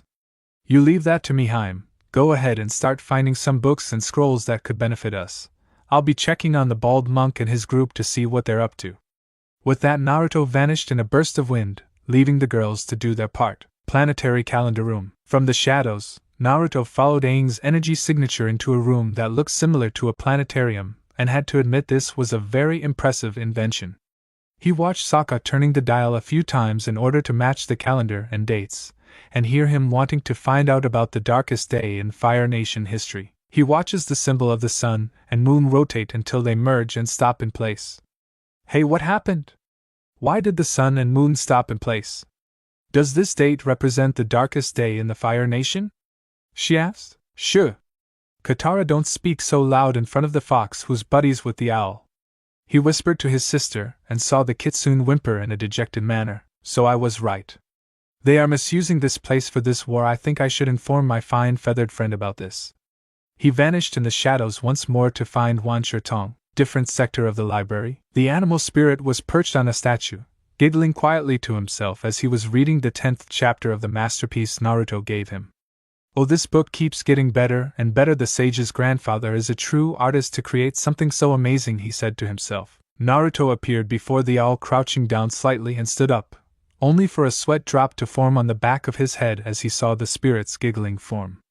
Okay, spirits are definitely perverts, he thought before coughing out loudly. Wan Shirtong paused and looks up to see Naruto with an amused expression on his face, and the owl also sported a look of annoyance. Is there a reason why you've come to interrupt my reading, young sage? He asked with a hint of irritation in his voice. My apologies, friend, but the reason I was searching for you is because someone is misusing the knowledge of your library. The owl's expression turned serious at what Naruto told him. And who would dare commit such an act and use my knowledge for their own insidious gain? He asked in a voice full of fury and coldness. I'm afraid a member of the Avatar's group by the name of Sokka is using your invention in the planetarium to find out the day the Fire Nation would be vulnerable due to a war Azulaheim's great-grandfather started, and wants to use that knowledge to possibly invade the land on its weakest day. Naruto answered. Anger flashed through the spirit's eyes when Naruto informed him of this deceit. What? How dare they, after giving their word they wouldn't violate my trust for a war no less? They will pay for their treachery. Naruto nodded in agreement. I agree, my friend. The use of your knowledge was a privilege. They deceived you, proving they hold no form of honor, especially the Avatar, who I believe was supposed to be honor-bound and not deceitful, and I apologize if their actions have broken what last ounce of trust you had for the human race. He apologized by giving a slight bow to the owl. There's no need for you to apologize in their behalf, Naruto, because unlike them, you are honor-bound by your word, and for informing me of this treacherous action I am indebted to you. He thanked before his expression grew dark. And now I must deal with the ones who have deceived me with their lies and show them why the spirit of knowledge is not one to trifle with. The owl left while Naruto went to go get his teammates. Outside the tower, the Moku Bunshin was perched on top of the tower watching Toph, who was leaning against the tower with a bored expression on his face. He had Shiroi wait under the sand until he gave her the signal and restraining the air bison. She looks bored, maybe I can give her a little bit of excitement. With that he leapt off the tower and lightly descends into the sand. He decided to pull a Tsunade and rears his fist back and slams it into the ground, creating a large shockwave that sent Toph and Appa tumbling back a couple of meters. The earthbender groans and slowly sat up, gripping her throbbing head. Okay, that was not an earthquake, she muttered. No, it wasn't, that was me. See, clone, Naruto spoke out. Toph's eyes widen when she recognizes the voice, and then they narrow dangerously. If you're looking for an older version of Toph, go to my profile. She turned toward the direction of the sound with a furious look on her face. You're the guy who rescued Azula and injured the old man.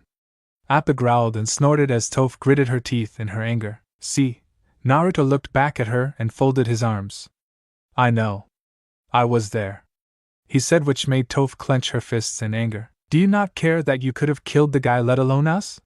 What did we ever do to you?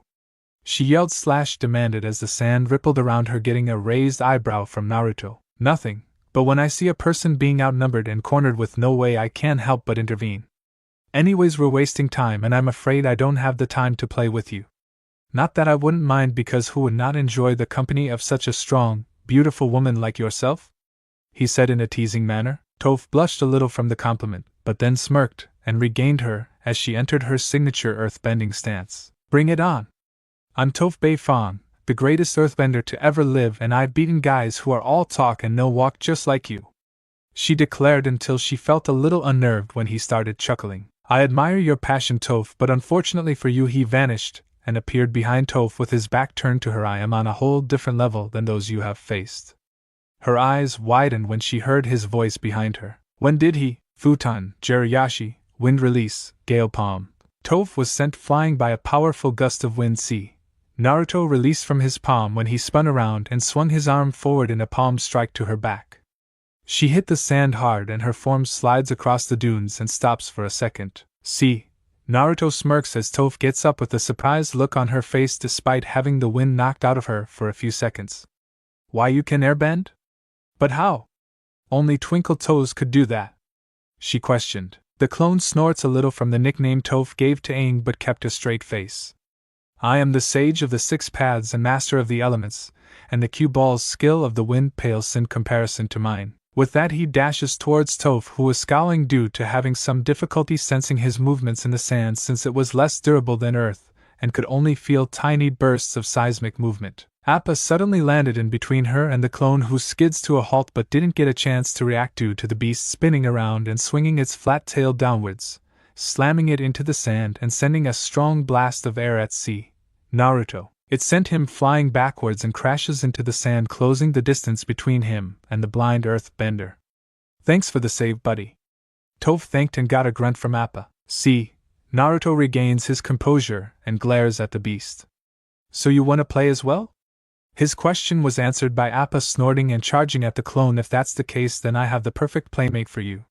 He brought his index finger and thumb to his mouth and lets out a high-pitched whistle. The sand underneath Appa exploded as the bison found himself being restrained by something huge and strong. Something much larger and stronger than him, and that something was Shiroi, who had the beast wrapped in her coils. Appa? Toph called out as the bison struggled in the summons's coils. She may have a slight dislike for the air bison, but that didn't mean she wanted him to get eaten by a giant snake that somehow appeared out of nowhere. She was about to help him only to feel some sand wrap around her feet, stopping her movements for a second, and scowls as she sensed some sand swirl around the clone's form in a spiral-like fashion. Not so fast, Miss Beifong. I want to see if you can back up your claim as the greatest earthbender in the world. After all, claiming a title of that magnitude requires more than talk, he stated. The blind bender lets out a soft snort, and with a swipe of her arms outwards, releasing herself from the sand that was binding her feet. Like I said earlier, buddy, bring it on, she declared as she got into the southern praying mantis stance. Naruto smiles at her enthusiasm, and the sand under his feet shifts and swirls around him like a snake. Very well then, let's see who is stronger, the world's greatest earth-bender or a master of the desert, he challenged. With Azula and her team, the princess and company amazed by the things they found in the Knowledge Spirits archive. Azula found several books on the most advanced forms of fire-bending and even the ancient styles that were based more on the movements of the dragons, who were the true practitioners of the fire-bending arts. Mai and Ty Lee had found a few books and scrolls that ranged from special weapons, fictional novels, and even fighting styles that didn't require elemental bending that were similar to Ty Lee's chi-blocking skills. That was when Naruto appeared beside Ty Lee, causing the girl to scream out in surprise, and Mai and Azula spun around in their fighting stances, with Mai drawing 2 curved knives only to see Naruto rub his numb arm due to the female acrobat jabbing his arm in several places. Oh my gosh, I'm so sorry, Naruto. Ty Lee apologized as he managed to get some feeling back into his right arm. It's okay, Ty Lee, it was my fault for scaring you like that, he replied back. Did you find them, Naruto? Azula asked her new partner and got a nod. Yeah, I did, and not only that, but I just found out that they discovered a day when firebenders lose their ability to bend and the nation will be at its weakest, he informed the Fire Princess. Her eyes widened since she just realized that there was only one day in every 100 years when firebenders lose their ability to bend. The day of the black sun. She whispered to herself, "Pardon? It's a day when the sun and moon intertwine, and those with the ability to fire bend are cut off from the sun, which is the main source of our bending. My great-grandfather wrote about it in his journal, saying it was the one day where he believed that losing his ability to bend was the most drastic day in his life."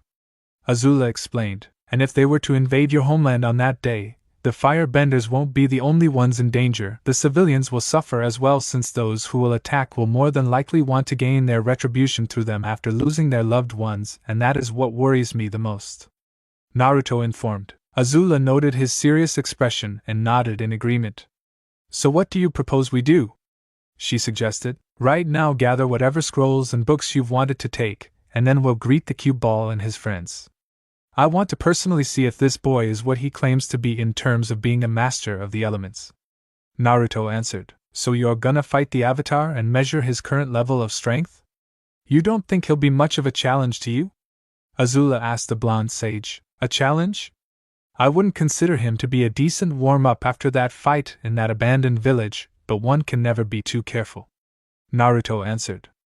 Azula nodded and thought about how the more she learned about Naruto, the more mysterious to her he became. She couldn't help that her curiosity grew more, and wondered how it was possible for him to do the things no one else in the four nations could do, and admired the fact that he was a good strategist, and made good judgment calls. Even when she made a plan, Naruto would weigh out the pros and cons of her plots and even give her ideas that would improve her plans in finding the Avatar for future references, and she highly doubted that any of the military strategists, or even the academy teachers from the Fire Nation, could match his level of intellect. After gathering all of the scrolls and book in a large storage scroll for safekeeping, Azula and her friends gather around Naruto, and they vanish in a flash of yellow and reappear in the entrance of the planetarium, where they heard Sokka boasting about finding the Fire Nation's weakness. "This is great.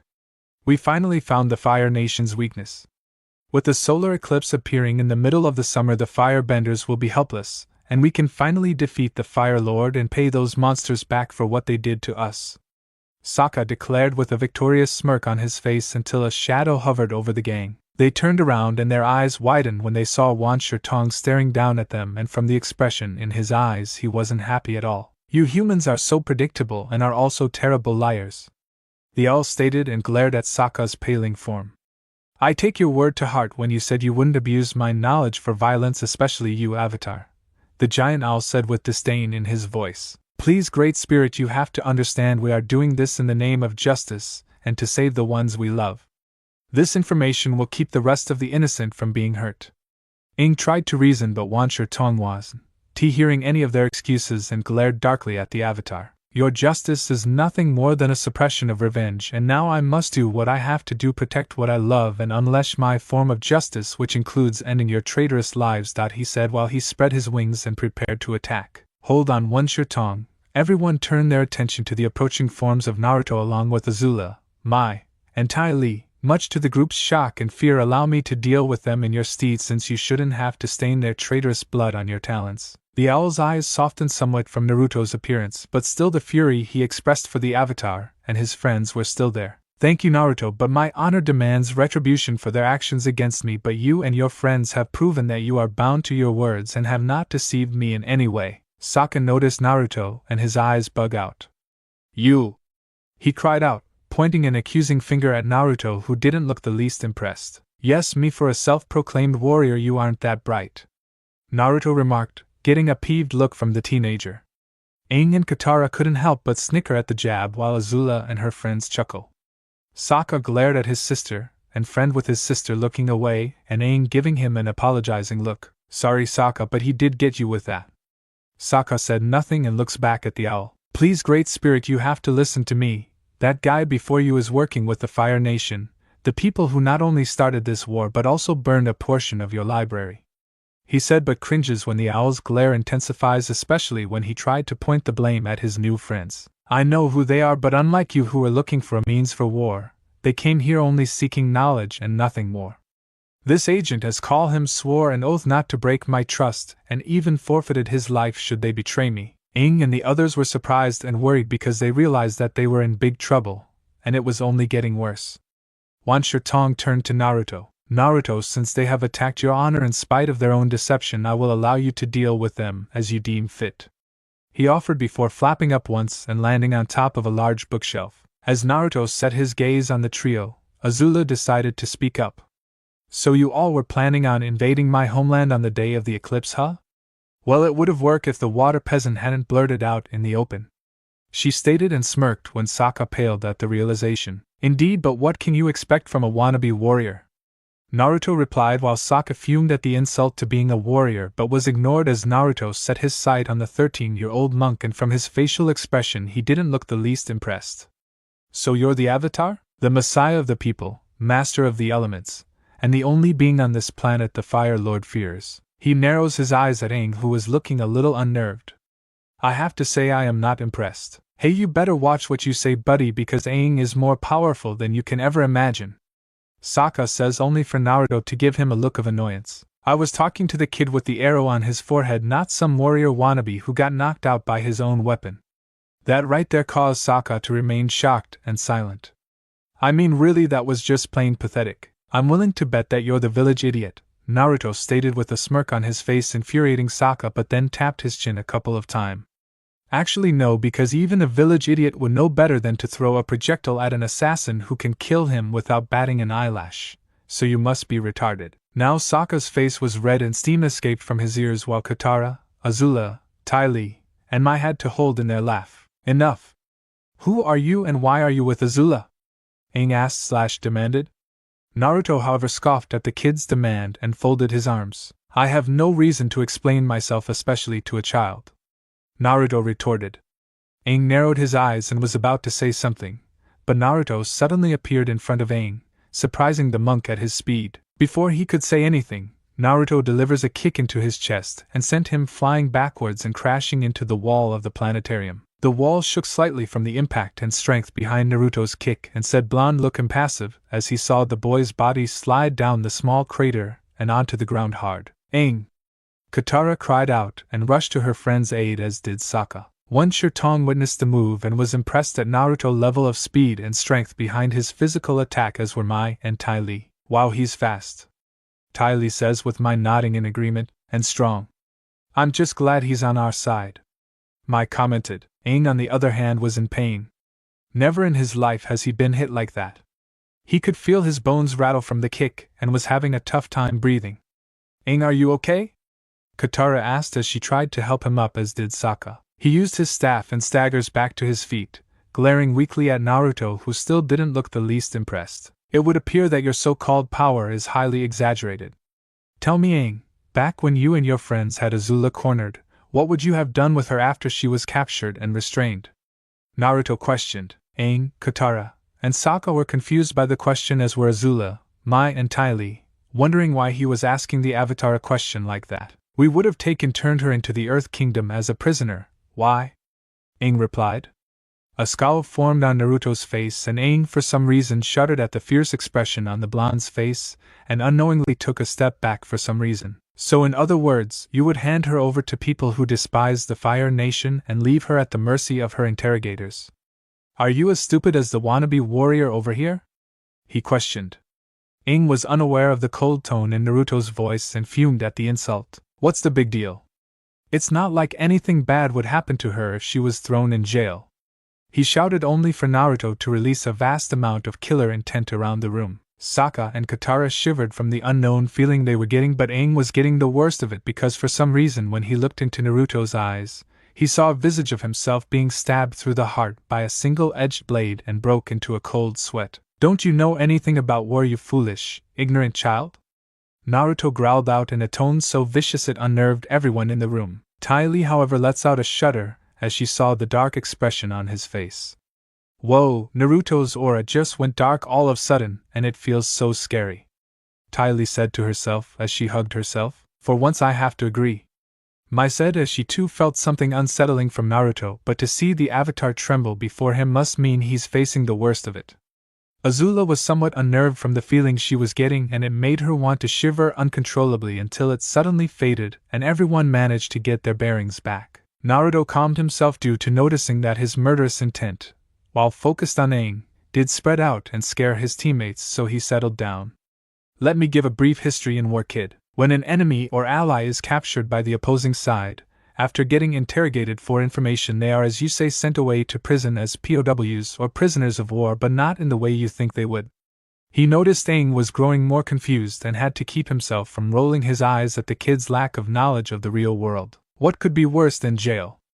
Aang wondered, and Naruto had to keep himself from rolling his eyes. A lot of things could happen, things that would give you nightmares and make you want to kill yourself just to be free from the torture. And if you had succeeded in capturing Azula and handed her over to the Earth Kingdom, she would have been subjected to something worse than jail time, because if you had noticed, she not only the daughter of the man who is continuing this war and is a member of royalty, she is also female, and they tend to suffer in prison even more than the male gender do.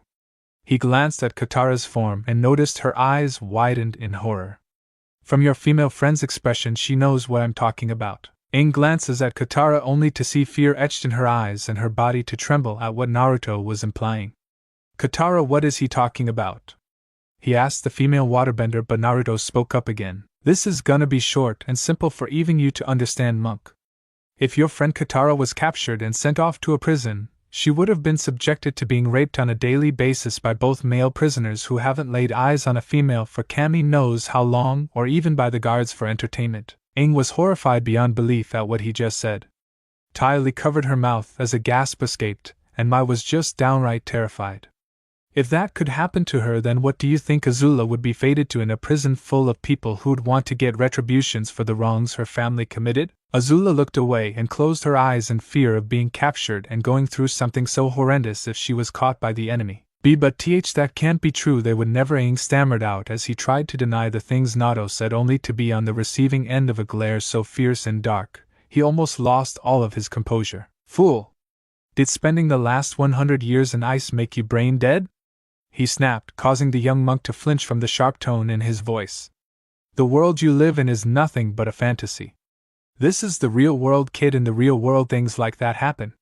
He paused for a minute, and then his expression became dark. And in the real world you can't save everybody no matter how strong you are. Aang looked down at the floor and pondered on what Naruto said until something small whizzed past him and hit the wall with a thud, and Katara crying out in shock and pain, causing Aang to snap out of his stupor and turn around to see Katara staring at the rip on the sleeve of her shoulder, and notice a red spot forming around the cut. The waterbender grips her shoulder for a few seconds, pulls her arm away and stares at the blood, her blood in the palm of her hand, and trembled. Aang noticed a shuriken embedded in the wall behind Katara and spun around, glaring at Naruto. Why did you attack her for? She did nothing to you, he shouted. Naruto, on the other hand, looked impassive when he threw the shuriken at Katara and hit her on the shoulder. And? I'm the enemy, and I'll use any advantage I can to get you, and that includes attacking your friends. Aang clenches his fists and grits his teeth in anger that the person before him would stoop so low as to attack bystanders, especially if they were his friends. Why are you doing this? Why are you doing this? Sokka and Katara noticed a faint glow on Aang's arrow tattoo on his head, as did Naruto, who smirked inwardly. He's almost there, just a little push, and then we'll see just how powerful the Avatar really is. Naruto thought as the faint glow started to get more noticeable. I am doing this because people rely on this Avatar like he's some sort of god who can solve everyone's problems, fight their battles, and bring everlasting peace. He spat the word peace out like it was something vile. But look what happened.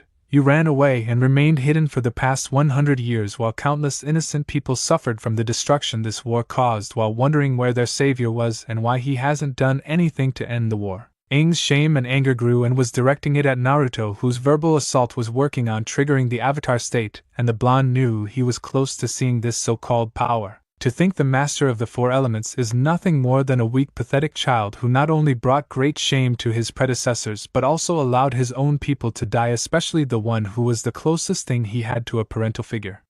He noticed Aang was trembling in anger, and Naruto decided to deliver the final blow. I believe his name was Monk Gyatso, the only person to see you for who you were and not what you would become, and yet despite his attempts you abandoned him and left him to die. Aang couldn't take the verbal assault, and the arrows on his arms and head as well as his eyes glowed white, and he looked up at in fury while said blonde remained calm and focused.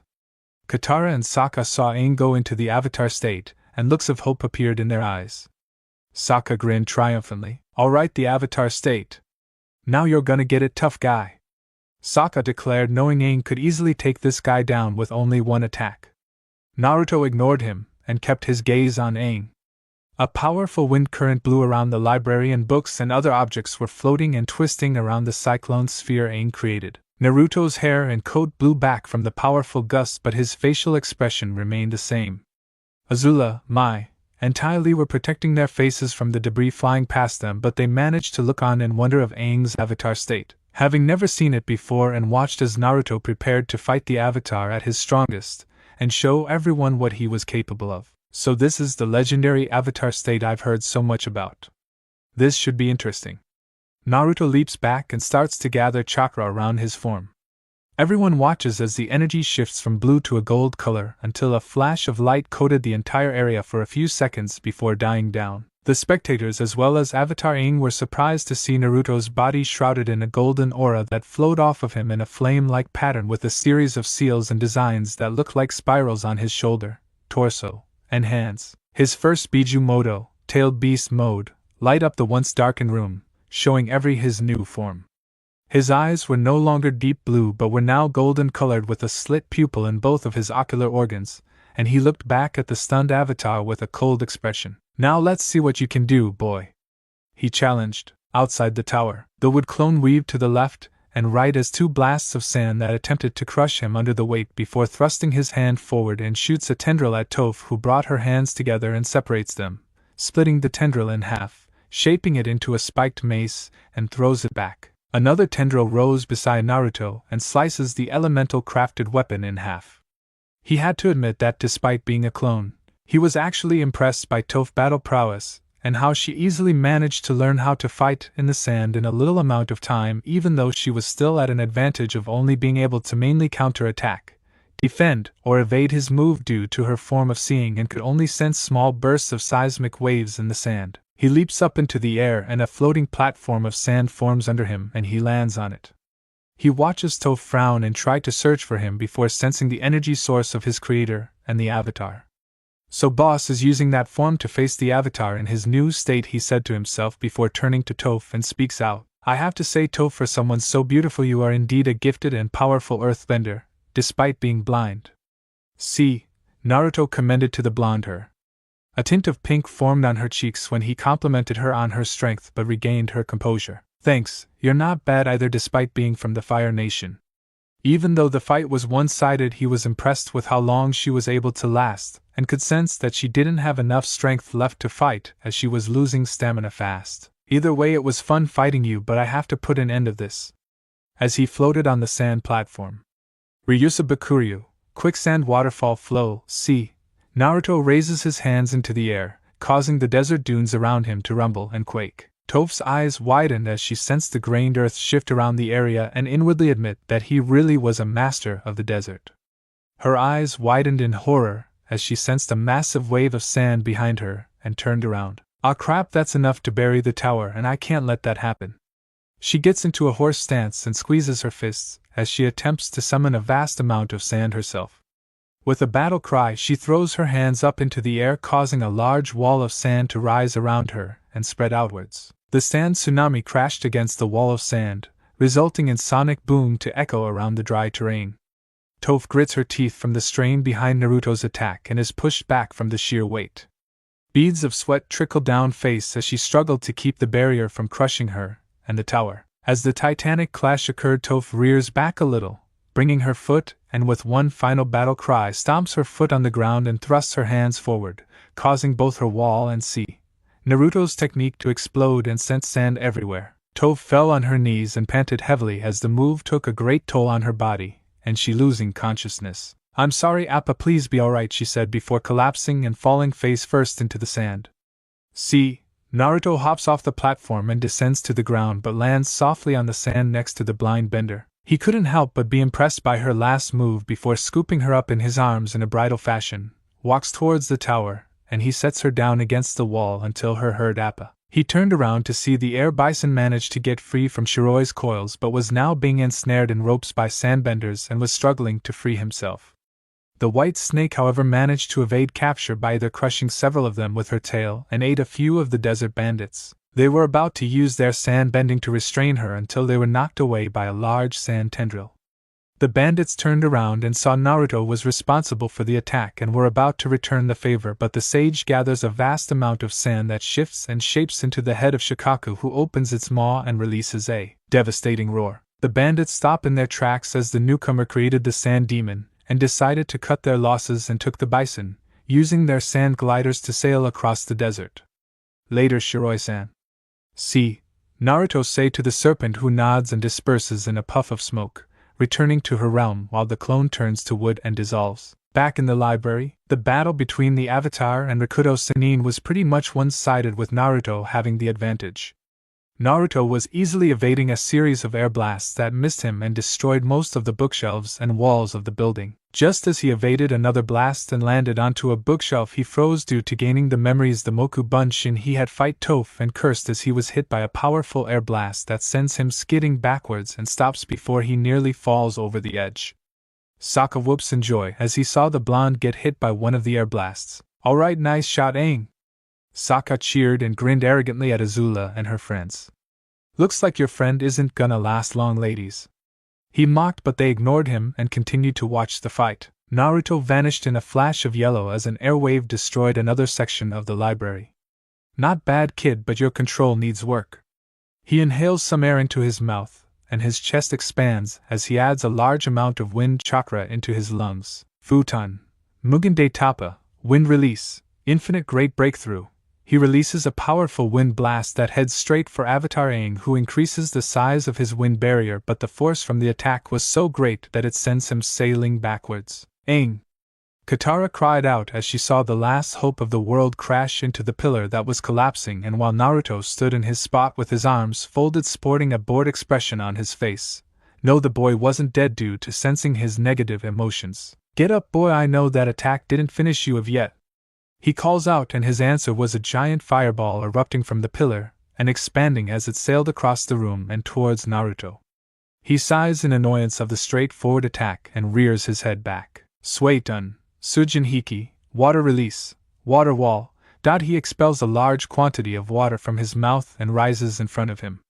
When the fireball makes contact, the colliding elements turn into steam until it clears out of the way. "Let me show you a real fire attack." Katon, Goku Meschitsu fire release, great fire destruction. He takes a deep breath and unleashes a massive stream of white fire that incinerated everything in its path. Aang's eyes widened and knew even in his avatar state Raoul would die if he was hit by a fire blast of that magnitude, and used airbending to hover over the wave. The heat from the technique caused the damaged section of the library to not only be reduced into ashes but became even hotter than the heat outside the desert. "Whoa, now that is hot," Tylee commented as she felt the heat from the attack, with Mai and Azula agreeing. As the ground from beneath them shook, several large amounts of debris hit the ground, causing Sokka to cry out. "Ah! If this keeps up, they'll bury us in the library." Naruto was about to make another move but stops and inspects his surrounding, noticing the place really was falling apart, and cursed inwardly as he allowed himself get caught up in the fight between him and the Avatar. "Damn it, if this continues the girls will get hurt, I'll have to end this now." He deactivates the chakra mode and returns to his normal form as Aang hovered over him. "Sorry, kid, but the fun's over. While your form is powerful, you lack the control to use it properly and are just throwing random attacks at me and causing unneeded damage, and had this been a populated area, countless people would have been injured or killed." The Avatar narrows his eyes at Naruto, who showed no fear of him. "Overall, I'm rather disappointed since I was only using less than a tenth of my strength as a test, and if I wanted to kill you, you would already be dead." "Silence. What you have done is unforgivable," said the Avatar as he sounded like he was talking as one with many other voices.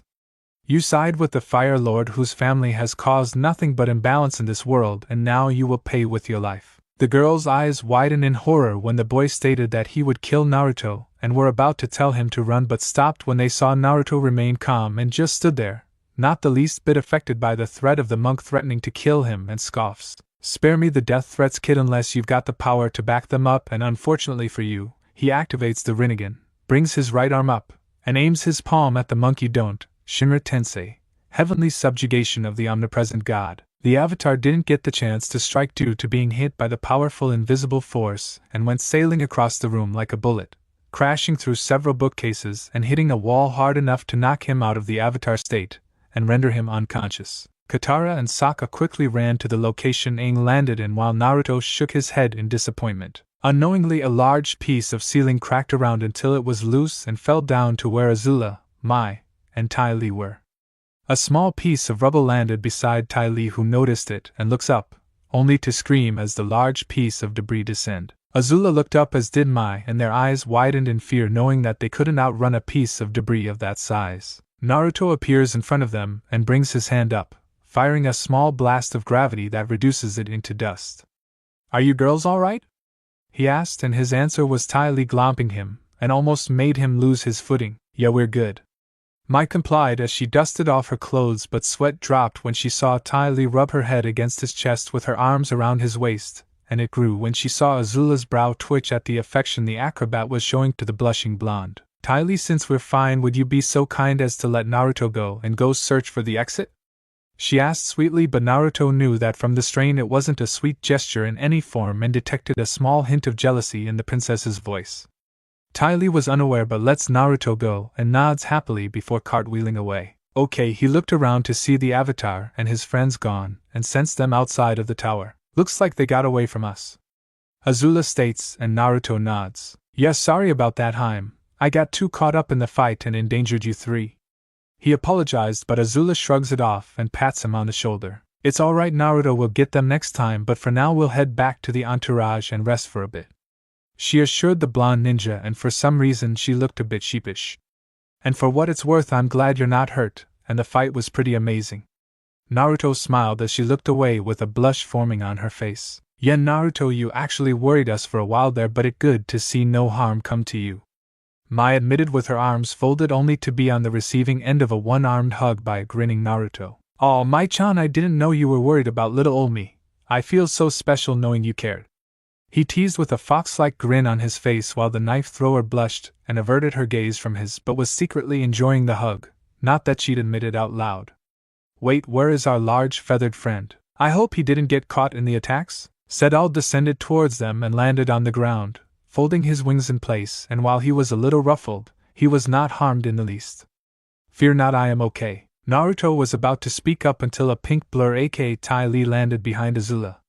"Guys, I found the exit," she said loudly, causing Azula to jump. She lost her balance and tripped towards Naruto and Mai, trying to grab them both to regain her footing, but ended up dragging them down and into a mess of tangled bodies. The two girls groaned and shook their heads only to hear muffling noises underneath them. They looked down to see Naruto under them and their breasts smothering his face while he was waving his arms around frantically.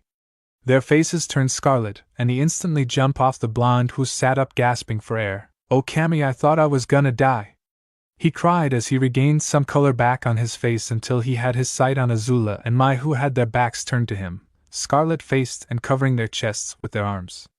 Naruto's face heated from what happened earlier. Ty Lee was giggling, and Wan Shirtong chuckles at his new friend's reaction. "I think I'm gonna go check to make sure that the exit is clear.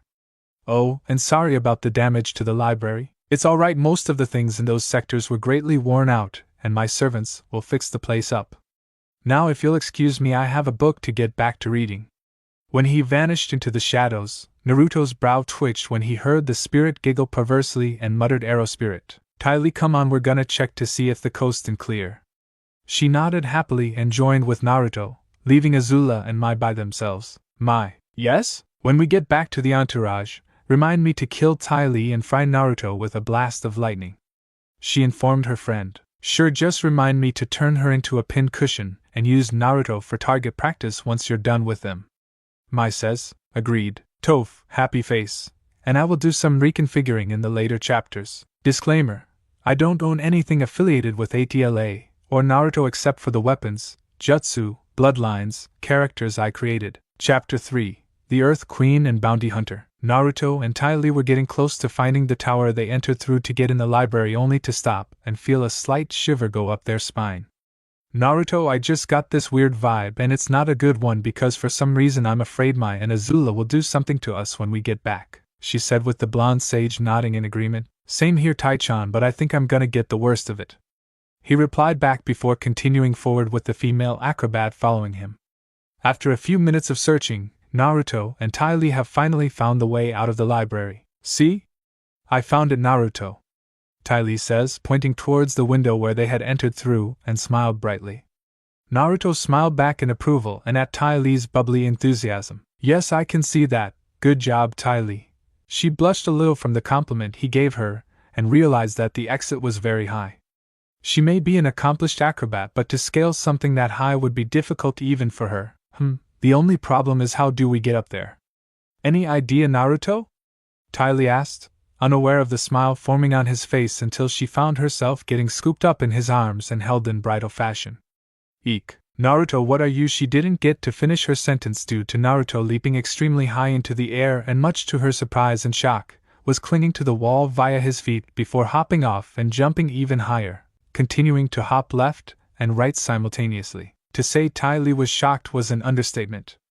She knew Naruto's athletic abilities were amazing, but not to this level, and couldn't help but inwardly admit that his moves made her feel like an amateur, even though she's been working on improving her agility, flexibility, and reflexes since the day she could walk. The duo landed gently on the windowsill, taking in the sight of the desert outside until Naruto sets her down beside him, knowing she could keep her balance without his assistance. She was about to ask him something but paused as she heard arguing, as did Naruto. They both looked down to see Aang arguing with Toph about Appa. Just admit it, Toph. You let those sandbenders take Appa away on purpose, the airbender accused. Toph, however, was put off by the accusation and sported a pissed-off expression at being blamed for losing the flying bison. For the last time, Aang, I didn't let them take Appa. I was trying to keep that Naruto guy we fought in that abandoned village and some giant snake from burying us in the sand, and then I passed out from exhaustion, she exclaimed, but this only made Aang scowl at her. Now I know you're lying, Toph, because I was fighting him in the library, and there's no way he can be in more than one place. Naruto snorted softly, especially since the monk didn't know about his replication techniques. Just admit it. You let them take Appa because you never liked him in the first place. He was inches apart from her face, even though she was a few inches taller than him. Toph's brow twitched as she sensed him in her space and didn't like it. First of all, little boy, she brought her hands up and roughly shoved him back, making him stumble and fall on his butt, mainly because she was physically stronger than him body-wise. Get out of my face or I'll bury you neck deep in the sand and let the desert ants feast on that chrome dome you call a head. Secondly, I was out here fighting Naruto and a giant snake, so don't call me a liar. And lastly, I'm blind. Toph waved her hand in front of her face, emphasizing her disability. I can only see people using my feet, and the sand around us makes it difficult for me to pinpoint others unless I can recognize their voice. The angry nomad scowled and got back up. You know what, Toph? Ever since you joined us, you've been nothing but trouble. You're always making rude comments, complaining, and being pushy. You may be the self-proclaimed greatest earthbender in the world, but what good are you if you couldn't even be a proper lookout for us when we needed you the most, huh? Toph was stunned at the verbal attack, as were Katara and Sokka, until Aang said something he would regret. Why don't you do us a favor and get lost, or better yet go back to that prison you call a home? Everyone remained silent when Aang said that, but to Toph, those words hit harder than any other physical attack and hung her head. Katara snapped out of it, and gave the 13-year-old a look of disapproval. Aang, that was totally uncalled for. I know you're upset about losing Appa, but that doesn't mean you can blame Toph, she chastised. Aang glares at her and was about to speak up, but then realized that the sand underneath them was shaking violently, courtesy of Toph. She was squeezing her fist to the point where her knuckles were white and was biting her lower lip with her eyes clenched shut. She lets out a scream laced with fury and rage, bringing her arms back. She stomps the soft sand hard with her right foot and throws her arms forward, unleashing a blast of sand which bypassed Sokka and Momo and struck Aang directly in the chest, causing him to fly backwards and crash into the sand hard, leaving Katara and Sokka speechless. Toph was sporting a furious expression on her face as she glared in Aang's direction, while the monk groans in pain. Fine, jackass, if that's the way you feel, then we're done, because I'm not gonna be a sifu to some pathetic excuse of an avatar. I quit, she screamed before stomping off around the other side of the pillar, and curls up against the edge, hugging her legs to her body and burying her face in between her knees. Katara tries to approach the earthbender, but Toph speaks up in a voice laced with anger and hurt. Just go. As she said this, Naruto and Ty Lee watched an angry Aang morph his staff into a glider and left his 3 comrades to fend for themselves while he went to find Appa's trail. Naruto's blue eyes grew cold at Aang's behavior toward his friends because it reminded him of how the citizens of Konoha used to blame him for the loss of their loved ones when he too lost his family during the day Tobi forced Kurama to attack the village before he finally changed their minds. At that moment, Naruto was tempted to go after Aang, and then beat him within an inch of his life for abandoning his comrades and verbally attacking the other who also had a sensitive past. When Ty Lee saw Naruto's expression, she reached out and put her hand in his. Naruto's gaze met hers and noticed the look of concern and worry she was expressing. Seeing he was worrying Ty Lee, Naruto managed to calm himself by releasing a sigh and gave her hand a gentle squeeze to assure the acrobatic warrior he was okay. "It's alright, Tai-chan, I'm fine," he told the acrobat, and smiles when her expression brightened. He looked back down and saw the water sibling also leave to find out which direction Aang went and back at Toph, who didn't move from her spot. "Tai-chan, go on back to Azulaheim, and Mai-chan, I'm gonna go talk to Toph." She blinks a few times but nods and hops back down the tower to meet up with Azula and Mai. The blonde sage hops off towards the dunes, using his skill in wind manipulation to lightly descend down the tower, and gently lands beside Toph, who is unaware of his presence while he placed his hands in his pockets. Baldy really need to work on his temper. As soon as she heard his voice, Toph sprung up and leaps back in her fighting stance. Naruto didn't react and remained calm in his posture. "Relax, Toph, I didn't come here to fight," Naruto informed her, but Toph ignored his statement and sent a small wave of sand at him, but he vanishes and appears to her left. "Yeah, well, too bad, because I feel like fighting," she yelled and stomps her foot into the ground. When this happens, a large orb of sand appeared in front of her, and with a motion of her hands, it morphed into a long pike which separated into many smaller ones, aimed it at Naruto's chest, and threw it. Said blonde simply sidesteps to the right, infuriating Toph. The blind bender lets out a scream that contained a mixture of sadness and a little rage, but mostly sadness. She whips her arm back and creates a whip made of sand. "Because of you and those fire chicks, I lost the only friends I had in this world, and now I have to go back to that prison that used to be my home," she cried while a stream of tears fell from her face due to the memories she had of her life of solitude, and lashes out at Naruto. He was able to maneuver around her wild attacks mainly because of his speed and her current state of mind, and frowned as he noticed that she was exerting herself, moving at a slower pace than she did earlier. "That's enough." He suddenly vanished, surprising Toph before he reappeared, binding both of her wrists over her head with his left hand and holding one of his Hiraishin kunai against her throat. The blind bender froze on the spot as she felt the cold and sharp steel touch the surface of her skin, and also due to Naruto lifting her off the sand and disabling her sight, leaving her completely at his mercy. "If I wanted to kill you, Toph Beifong, I would have done so when we fought earlier." She shivered at the tone in his voice and knew then and there she was at his mercy. "Now are you gonna calm down and allow me to talk with you, or do I have to keep you restrained?" he questioned. She glared a little in his direction for a while but sighs in defeat. "Fine, let's talk," she mumbled. He sets her down, releasing her wrists, and moves the kunai away from her neck, allowing her to regain herself. "Now to begin, Toph, why are you so adamant in returning to your home? Don't you think your parents would be worried about you?" he questioned. Even though Naruto knew the reason from going through her memories, he wanted to hear it from her personally, knowing that keeping something like that bottled up would just eat at her emotionally, and was unhealthy if she didn't open up. "Home? I have no home," she started off, saying. "A home is a place where you can find solace in and feel safe, and where I lived was no home, it was a prison.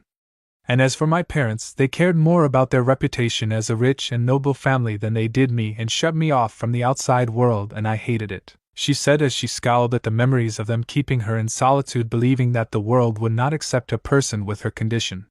Toph then talked about how she went under the alias Blind Bandit in an underground tournament for earthbenders and becoming the champion before she met Aang, Katara, Sokka, Appa, and Momo. She honestly didn't know why she was talking to a stranger about her past, but deep down, she felt like she could trust him as she sensed him listening to her with no alternative methods of attacking her whatsoever. Naruto, however, was intrigued, especially when she mentioned her nobility. "So you're of noble blood? I never would have guessed with your tomboyish attitude and your attire, though my mother was the same when I learned about her and my father." A cheeky grin formed on Toph's face, but then she did a double take. "Wait, you're from a noble family too?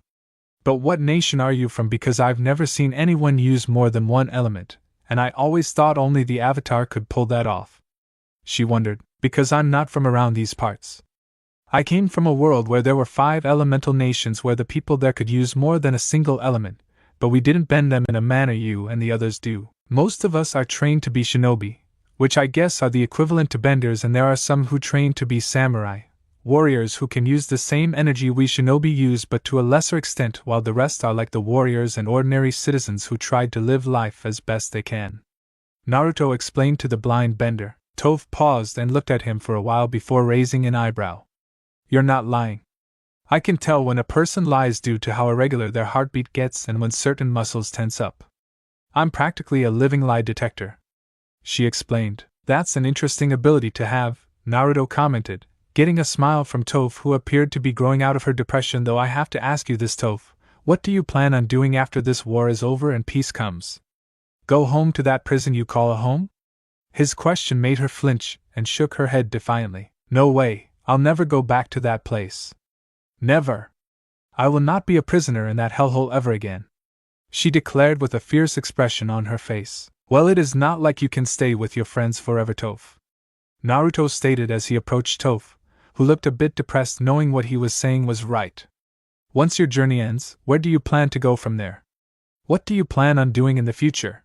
She tried to say something but couldn't because she never thought that far ahead in what she wanted to do in her life. Nothing, because someday you and your friends will walk your separate paths in life, Naruto replied back, knowing she had no answer as he knew a few people who went down this path before. You will be alone in this world with no one to guide you, and once peace is ensured and you all go your separate ways, you will no longer have any friends. As you grow older, your skills as an earthbender will leave your body, and you'll have no one to carry on your legacy due to the era of peace.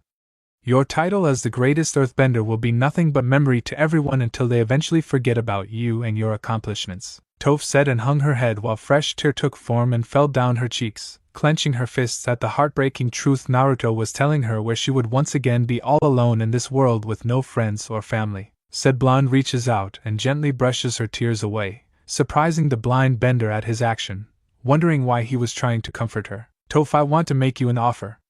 One that will be a great benefit for you and even greater than the title you carry. When she heard this, Toph wipes her eyes with her sleeve and looks up at him with her light green eyes, giving off a strong but calm front. I'm listening, she said. I can give you a life where you can prove yourself to others that you are truly the best at what you do. If you would like to join me, I can show you different worlds out there, and the adventures will never seem to end. You can go to places that you can only dream of going, and as a bonus I can give you another gift in the process, he offered, getting a look of interest from her facial expression, mainly because Naruto has been telling her nothing but the truth and had no reason to lie to her. What is this so-called gift you're willing to give me? She questioned with interest and excitement in her voice, only to feel Naruto caress her cheek in a way that made her face flush from such a gentle touch, since no one has ever touched her in such an affectionate manner. My gift to you, Toph, is your eyesight, he answered. When the word eyesight left his lips, her eyes widened greatly.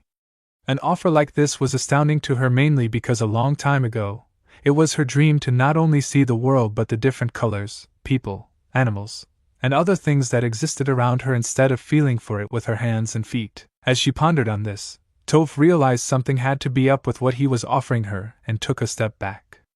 Let's say I believe you in what you are saying and that you could actually give me my eyesight.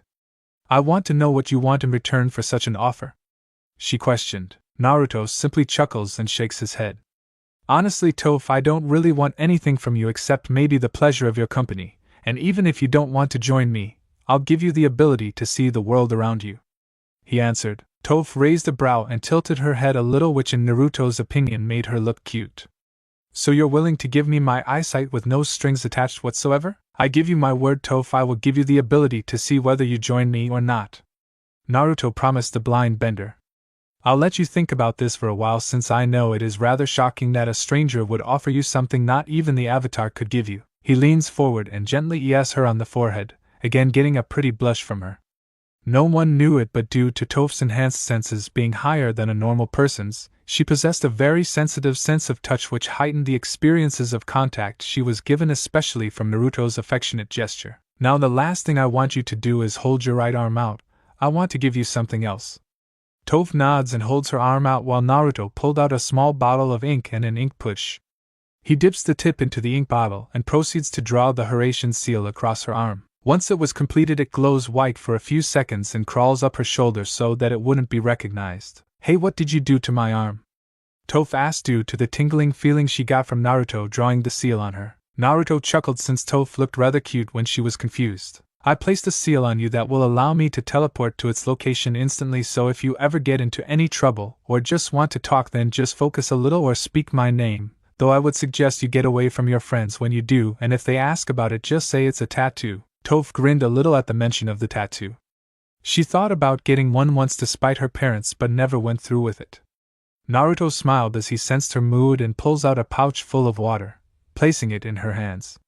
That'll keep you hydrated out in the desert. I'll be seeing you again soon, Toph, and don't forget about my offer. Remember the name Uzumaki Naruto, but you can call me Naruto for short. Ja-any. He vanished in a swirl of sand, leaving Toph to ponder on the offer he gave her sighs before popping the bottle open and takes a swig of water. Wow, that is good.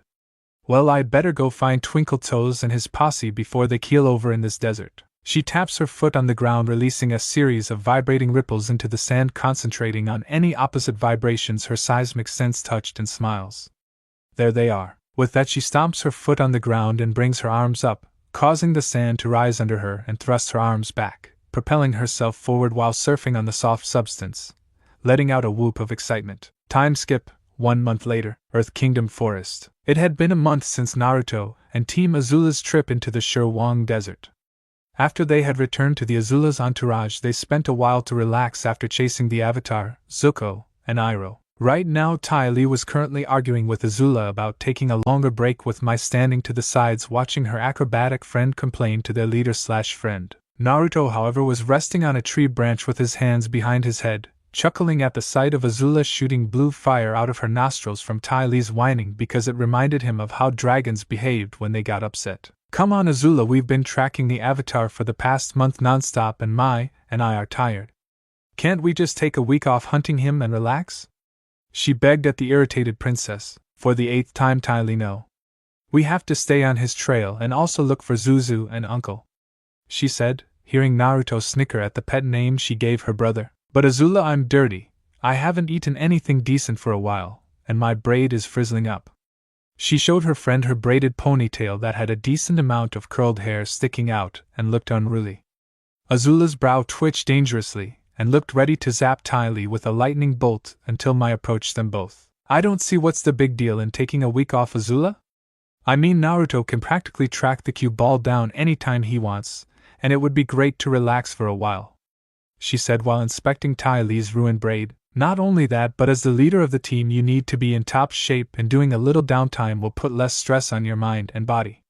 Azula frowned and was about to refute Mai's suggestion until Naruto appeared behind her. I agree. Azula jumped back in surprise, but then scowls and turns around when she realized it was just Naruto and glares at him. How many times do I have to tell you not to do that? Naruto gave her an innocent look and tilted his head to the side. Do what?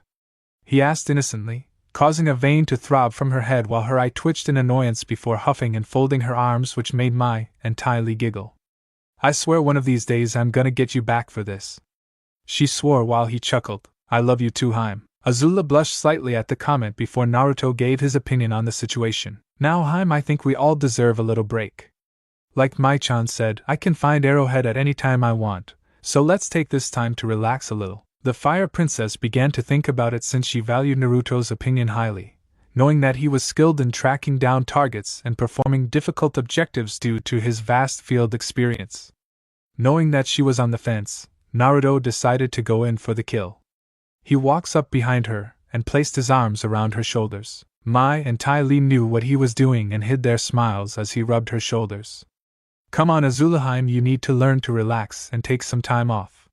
Plus your shoulders and neck muscles are stiff. When's the last time you had a massage or relaxed in a hot spring? He asks. Azula remained quiet and thought about it. She had to admit, she too was tired from the traveling and tracking and would like a break, so she releases a sigh and reluctantly smiles. Alright, Naruto, you win. We'll take a break for a few days. Naruto grinned toward the other girls, who smiled, knowing that when Naruto got involved, Azula would rarely deny his requests. He placed on her cheek, causing her to blush and the others to become slightly peeved that they didn't get one. He lets go of her as he pointed towards something nearby. Great! I saw a large lake not far from here where we can relax for a couple of days. Ty Lee raised her hand and waved her arm toward Azula's royal entourage. Naruto? What about the rest of the entourage? We can't just leave them in the middle of the forest. She questioned while Naruto smirked. Leave that to me. Azula, I need you to tell them we're going to take a break for a few days and not to move until they receive further orders or are attacked by Earth Kingdom soldiers. Azula nodded and told the captain of the guard to inform the rest of the camp of their new orders.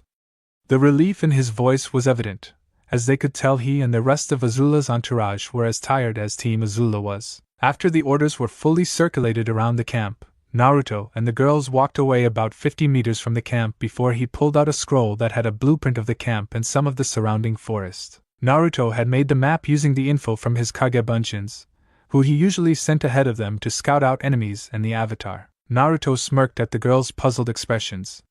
You asked how we could protect Azula's entourage, Ty Lee? Well, I'm about to show you.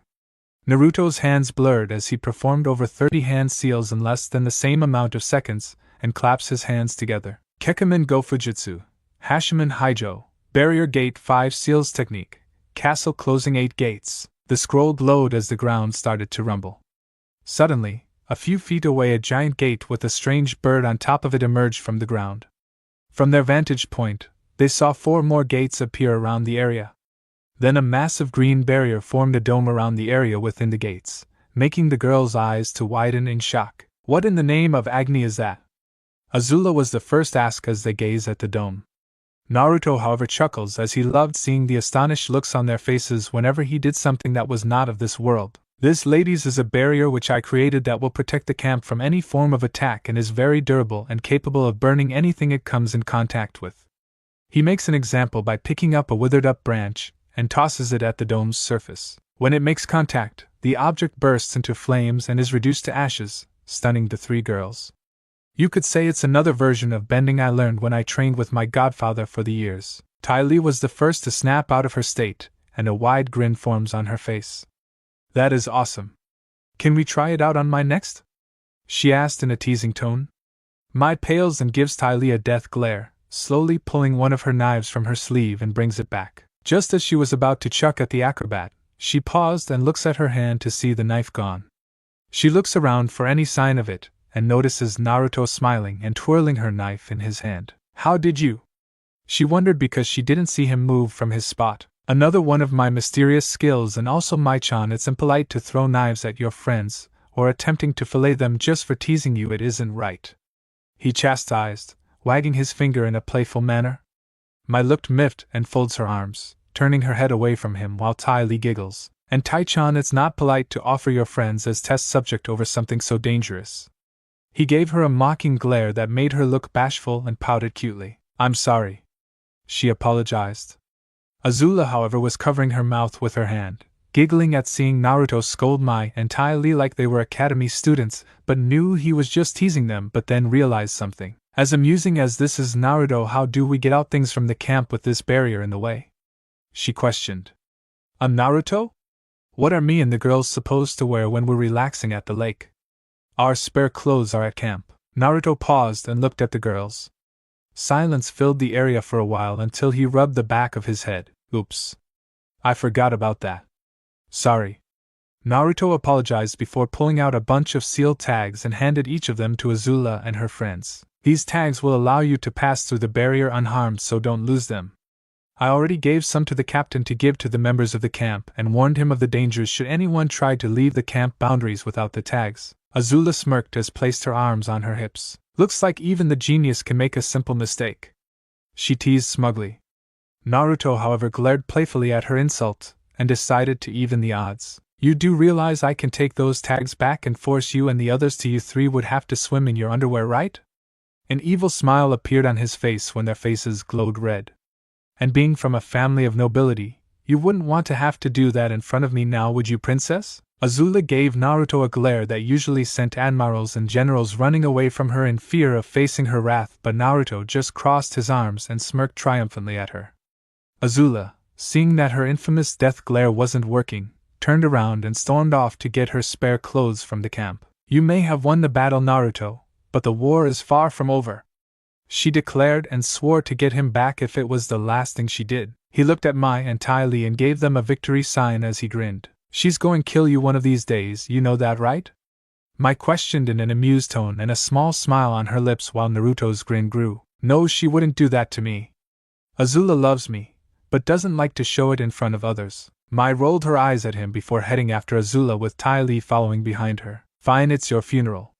When she starts shooting bolts of lightning at you, don't come crying to me." As Mai and Ty Lee left to get their things, Naruto's grin never faded until he felt a nudge in the back of his mind. "Those women of yours are interesting, young sage." Naruto's eyes widened when he heard the voice of the Midas demon in shinobi history, the Jubi. "So you're finally awake? How does it feel to be whole once more?" he asked the great beast, who yawned and shook the drowsiness out of its head. "It feels good. I haven't felt anything like this before. I'm finally free of hate that gave me life," Jubi answered while Naruto raised an eyebrow. "Don't worry, young sage, everything will be explained in due time, but for now I must rest." The beast then drifted back off to sleep, leaving Naruto to ponder what had just transpired. The lake, Mai, Ty Lee, and Azula were laying on red-colored towels with beach umbrellas shading their bodies from the sun. They are wearing the bathing suits they wore in the episode The Beach, but Azula kept her hair down. Azula and Mai were lying on their back with their hands behind their heads, while Ty Lee was lying on her stomach with her head resting on her arms. What the acrobat didn't notice was that a large orb of water was making its way towards her. Azula heard water sloshing and opened an eye. She saw Naruto, who was wearing a blue sleeveless shirt and shorts that had red spirals on them, was making a swaying motion with his hand while the water orb got closer and closer until it hovered over Ty Lee's head. "The Fire Princess smirks and nudges Mai's side." Said girl opened an eye and looked at Azula, who pointed to Ty Lee. Mai looked to see what Naruto was doing and giggles quietly. "This should be interesting," she said as she sat up while Azula closed her eye and let out a sigh. Naruto was snickering and kept the water ball steady.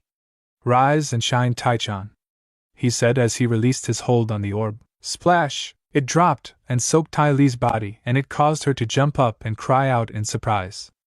"Ah! Cold!" she cried as she rubbed her body with her arms frantically in order to get the freezing water off. Mai was snickering while a small grin appeared on Azula's face. The drenched acrobat looked around and saw Naruto laughing at her, and she puffed up in anger, marches up to him, and tried to give him her worst glare, but to Naruto it made her look cute. "What did you do that for, Naruto?" she demanded, only to squeak when he thumps her on the nose with his index finger. "Just for the fun of it, Taichan. Why?" he asks. "The water was cold, you jerk," she replied. "And your point?" "Your body seemed hot, so I decided to cool it off," he said, which caused Ty Lee to blush at what he was insinuating, but then an innocent smile appeared on her face. "You know, Naruto-kun, your body looks a little hot too," she said as she moved closer to him until her assets pressed against his chest, which made a chill go up his spine. Azula and Mai instantly sat up with wide eyes when they saw what Ty Lee was doing. "So why don't I help you by cooling you off?" she said with an evil grin on her face, and she used a foot to knock him off balance and pushes him backwards. Naruto stumbles back and then, splash, he falls right into the lake. Azula and Mai laughed when they saw Ty Lee push Naruto into the lake, and said Blonde rises from the surface with his hair covering his eyes, but he brushes it back to get the water out and hops out of the lake with his body drenched. "Okay, I deserve that for pulling that stunt on you," Naruto said, and pulls his shirt off, revealing his tan, lean, and athletic body that didn't hinder his speed or his power. The three girls' eyes widened and a blush appeared on each of their faces when they saw his upper body. Naruto saw them staring and a grin appeared on his face. "Like what you see, ladies?" Naruto flexed his biceps, causing the blush on their faces to become darker.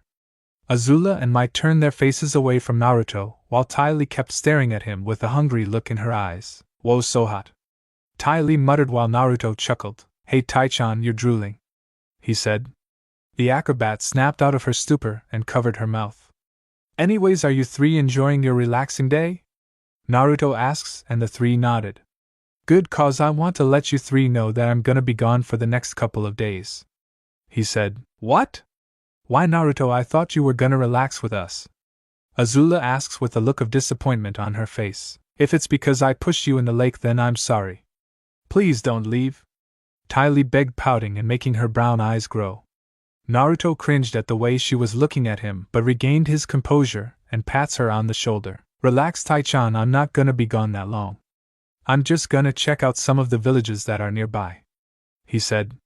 Besides, you girls need this more than I do, he stated while they looked at him for a while. Azula sighs. Very well then, Naruto, but be back by the end of the week.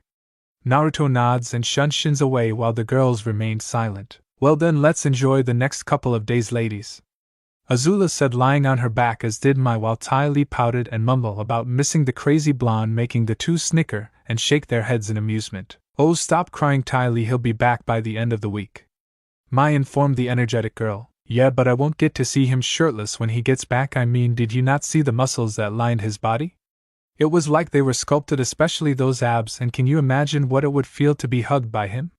She said, cupping her hands together with hearts in her eyes. Mai couldn't help but flush at the thought of Naruto hugging her. With Naruto was currently leaping through the tall trees in the forest silently. As he landed on another tree branch, he stopped and noticed that the sun was setting.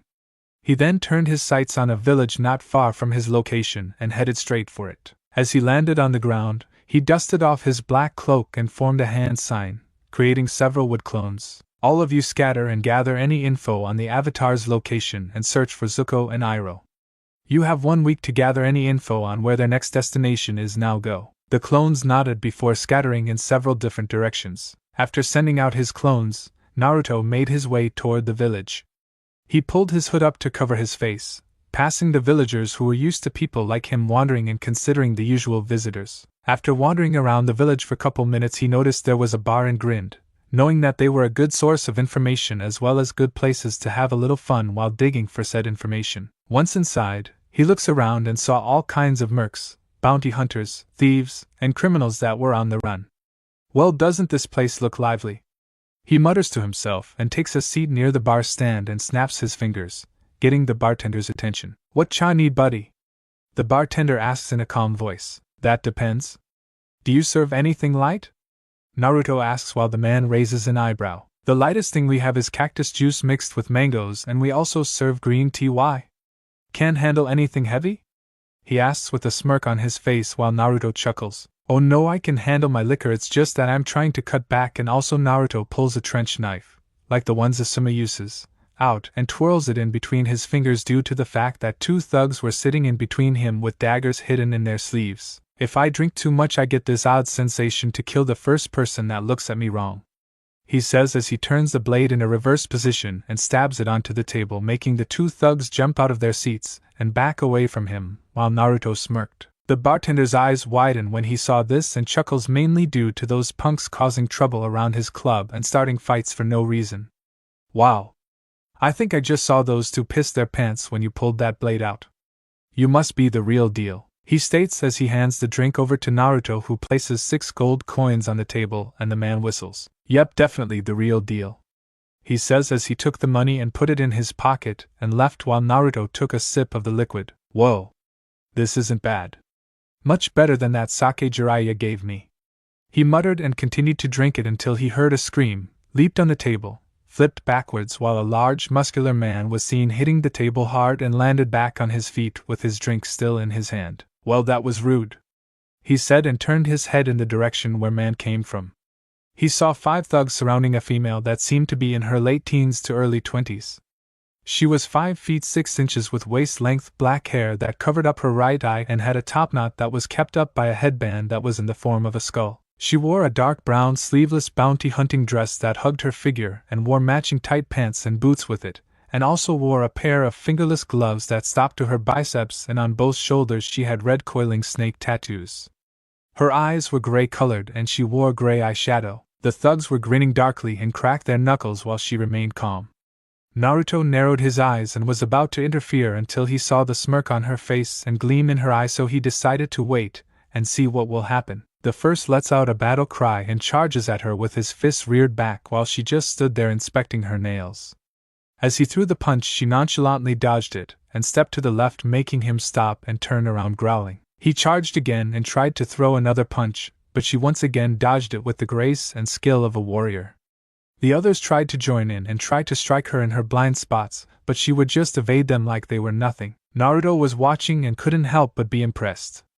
Man, she's not even trying," he said as he saw her stop a man's fist with her palm and used it as a spring to flip over him, and then used a leg sweep to knock him on his ass. She twisted her body when another thug tried to strike her from the side, and she roundhouse kicked him in the back of the head and sent him crashing into a table. She ducks when another tries to clothesline her, and she strikes him hard in the ribs, making him cry out in pain and collapse. The third thug growls but smirks when he pulls a battle axe out of his belt and rears it back. Naruto's eyes widen when he sees this and saw that she didn't see this and vanished. As soon as he was about to throw it at her back, his arm stopped, which surprised him, and he turns his head to see a black-clad hooded male with piercing blue eyes have an iron grip on his wrist. The other thugs stop their advance towards June, who blinks in confusion and turns her head to see what they were looking at, and her eyes widen when she saw Naruto stop the man who had an axe in his grip with just one hand. "Hey, you punk, let go!" The thug growled out and tried to throw Naruto off, but he suddenly winced in pain when the blonde slowly squeezed his wrist, and the sound of bone popping can be heard. The man dropped the axe and found himself on one knee and trying to free his arm. There are few things that can really set me off. Ganging up on a female is one of those things, but attempting to cleave her in half with her back turned really pisses me off. He then twisted the man's wrist violently, snapping the bone and making him cry out in agony until Naruto grabbed him by the head and slammed him into the wooden floor, knocking him out. The bar remains silent while Naruto stands back up and cracks his knuckles and turns his attention on the four thugs. He then smirks and does a hand gesture telling them to come here, which infuriated them because he was taunting them. "You're gonna pay for that," Thug 1 says as he pulls out a dagger, as did the others. "Really? I don't know if I should feel offended or just laugh at you losers. It's gonna take more than mere pocket knives to make me take you seriously," he said in a bored tone, which pissed them off even more. The first one charged and swung the weapon at Naruto's chest, but Naruto sidesteps the attack, grabs him by the back of his collar and head and slams him into the wall, knocking him out easily. The second one yelled and charged at Naruto, swinging his dagger around wildly while he evades the moves without even trying. After the fifth swing, he knees the man in the chest, knocking the wind out of him, and then performs an uppercut under his chin and sends him sprawling onto the ground. Naruto performed a hand sign under his cloak's long sleeves. In a flash of speed and smoke, a massive, yet wicked-looking broadsword shaped like giant butcher knife with a circle cut out of the top of the blade and the semicircle near the handle appeared in Naruto's left hand. The other one was about to charge, but he suddenly stopped in his tracks due to the fact that the tip of the blade was touching his throat, and ready to decapitate Hai at any second. Everyone's eyes widened when they saw him summon the blade, but what surprised everyone in the bar was how he was able to wield a weapon of that size in only one hand. "You're really starting to piss me off, so I suggest you trash beat it before I decide to test Kubikura Bocho on your sorry asses," Naruto threatened as he slightly pressed the blade further against the thug's throat, and the low-life gulped in fear as he felt some of his blood trickle down his neck and backed away. Naruto scoffs and shoulders the blade and approaches the table, pulling out a bag of coins. "Sorry about the mess," he says to the bartender, and heads out of the bar. The young sage had just turned a corner in an alley but then stops. "You know, if you're gonna follow me, at least make sure I can't hear your footsteps, Miss Bounty Hunter," Naruto says, smirking under his hood while June steps out of the shadows. "That was an interesting display you pulled at the bar," she said as she leaned against the wall, keeping her gaze on him. Naruto turns around and smiles. "Thanks, but those guys were easy pickings. It'll take more than a bunch of street thugs to make me fight for real. You, on the other hand, practically manhandled them," he said while she smirked. "Thanks, and you are?" the female bounty hunter asks. Naruto pulls his hood down and reveals his face. "Naruto Uzumaki Namikaze, but just call me Naruto, and may I know the name of the beautiful yet deadly bounty hunter?" Naruto asks. June smirks and brushed her hair back.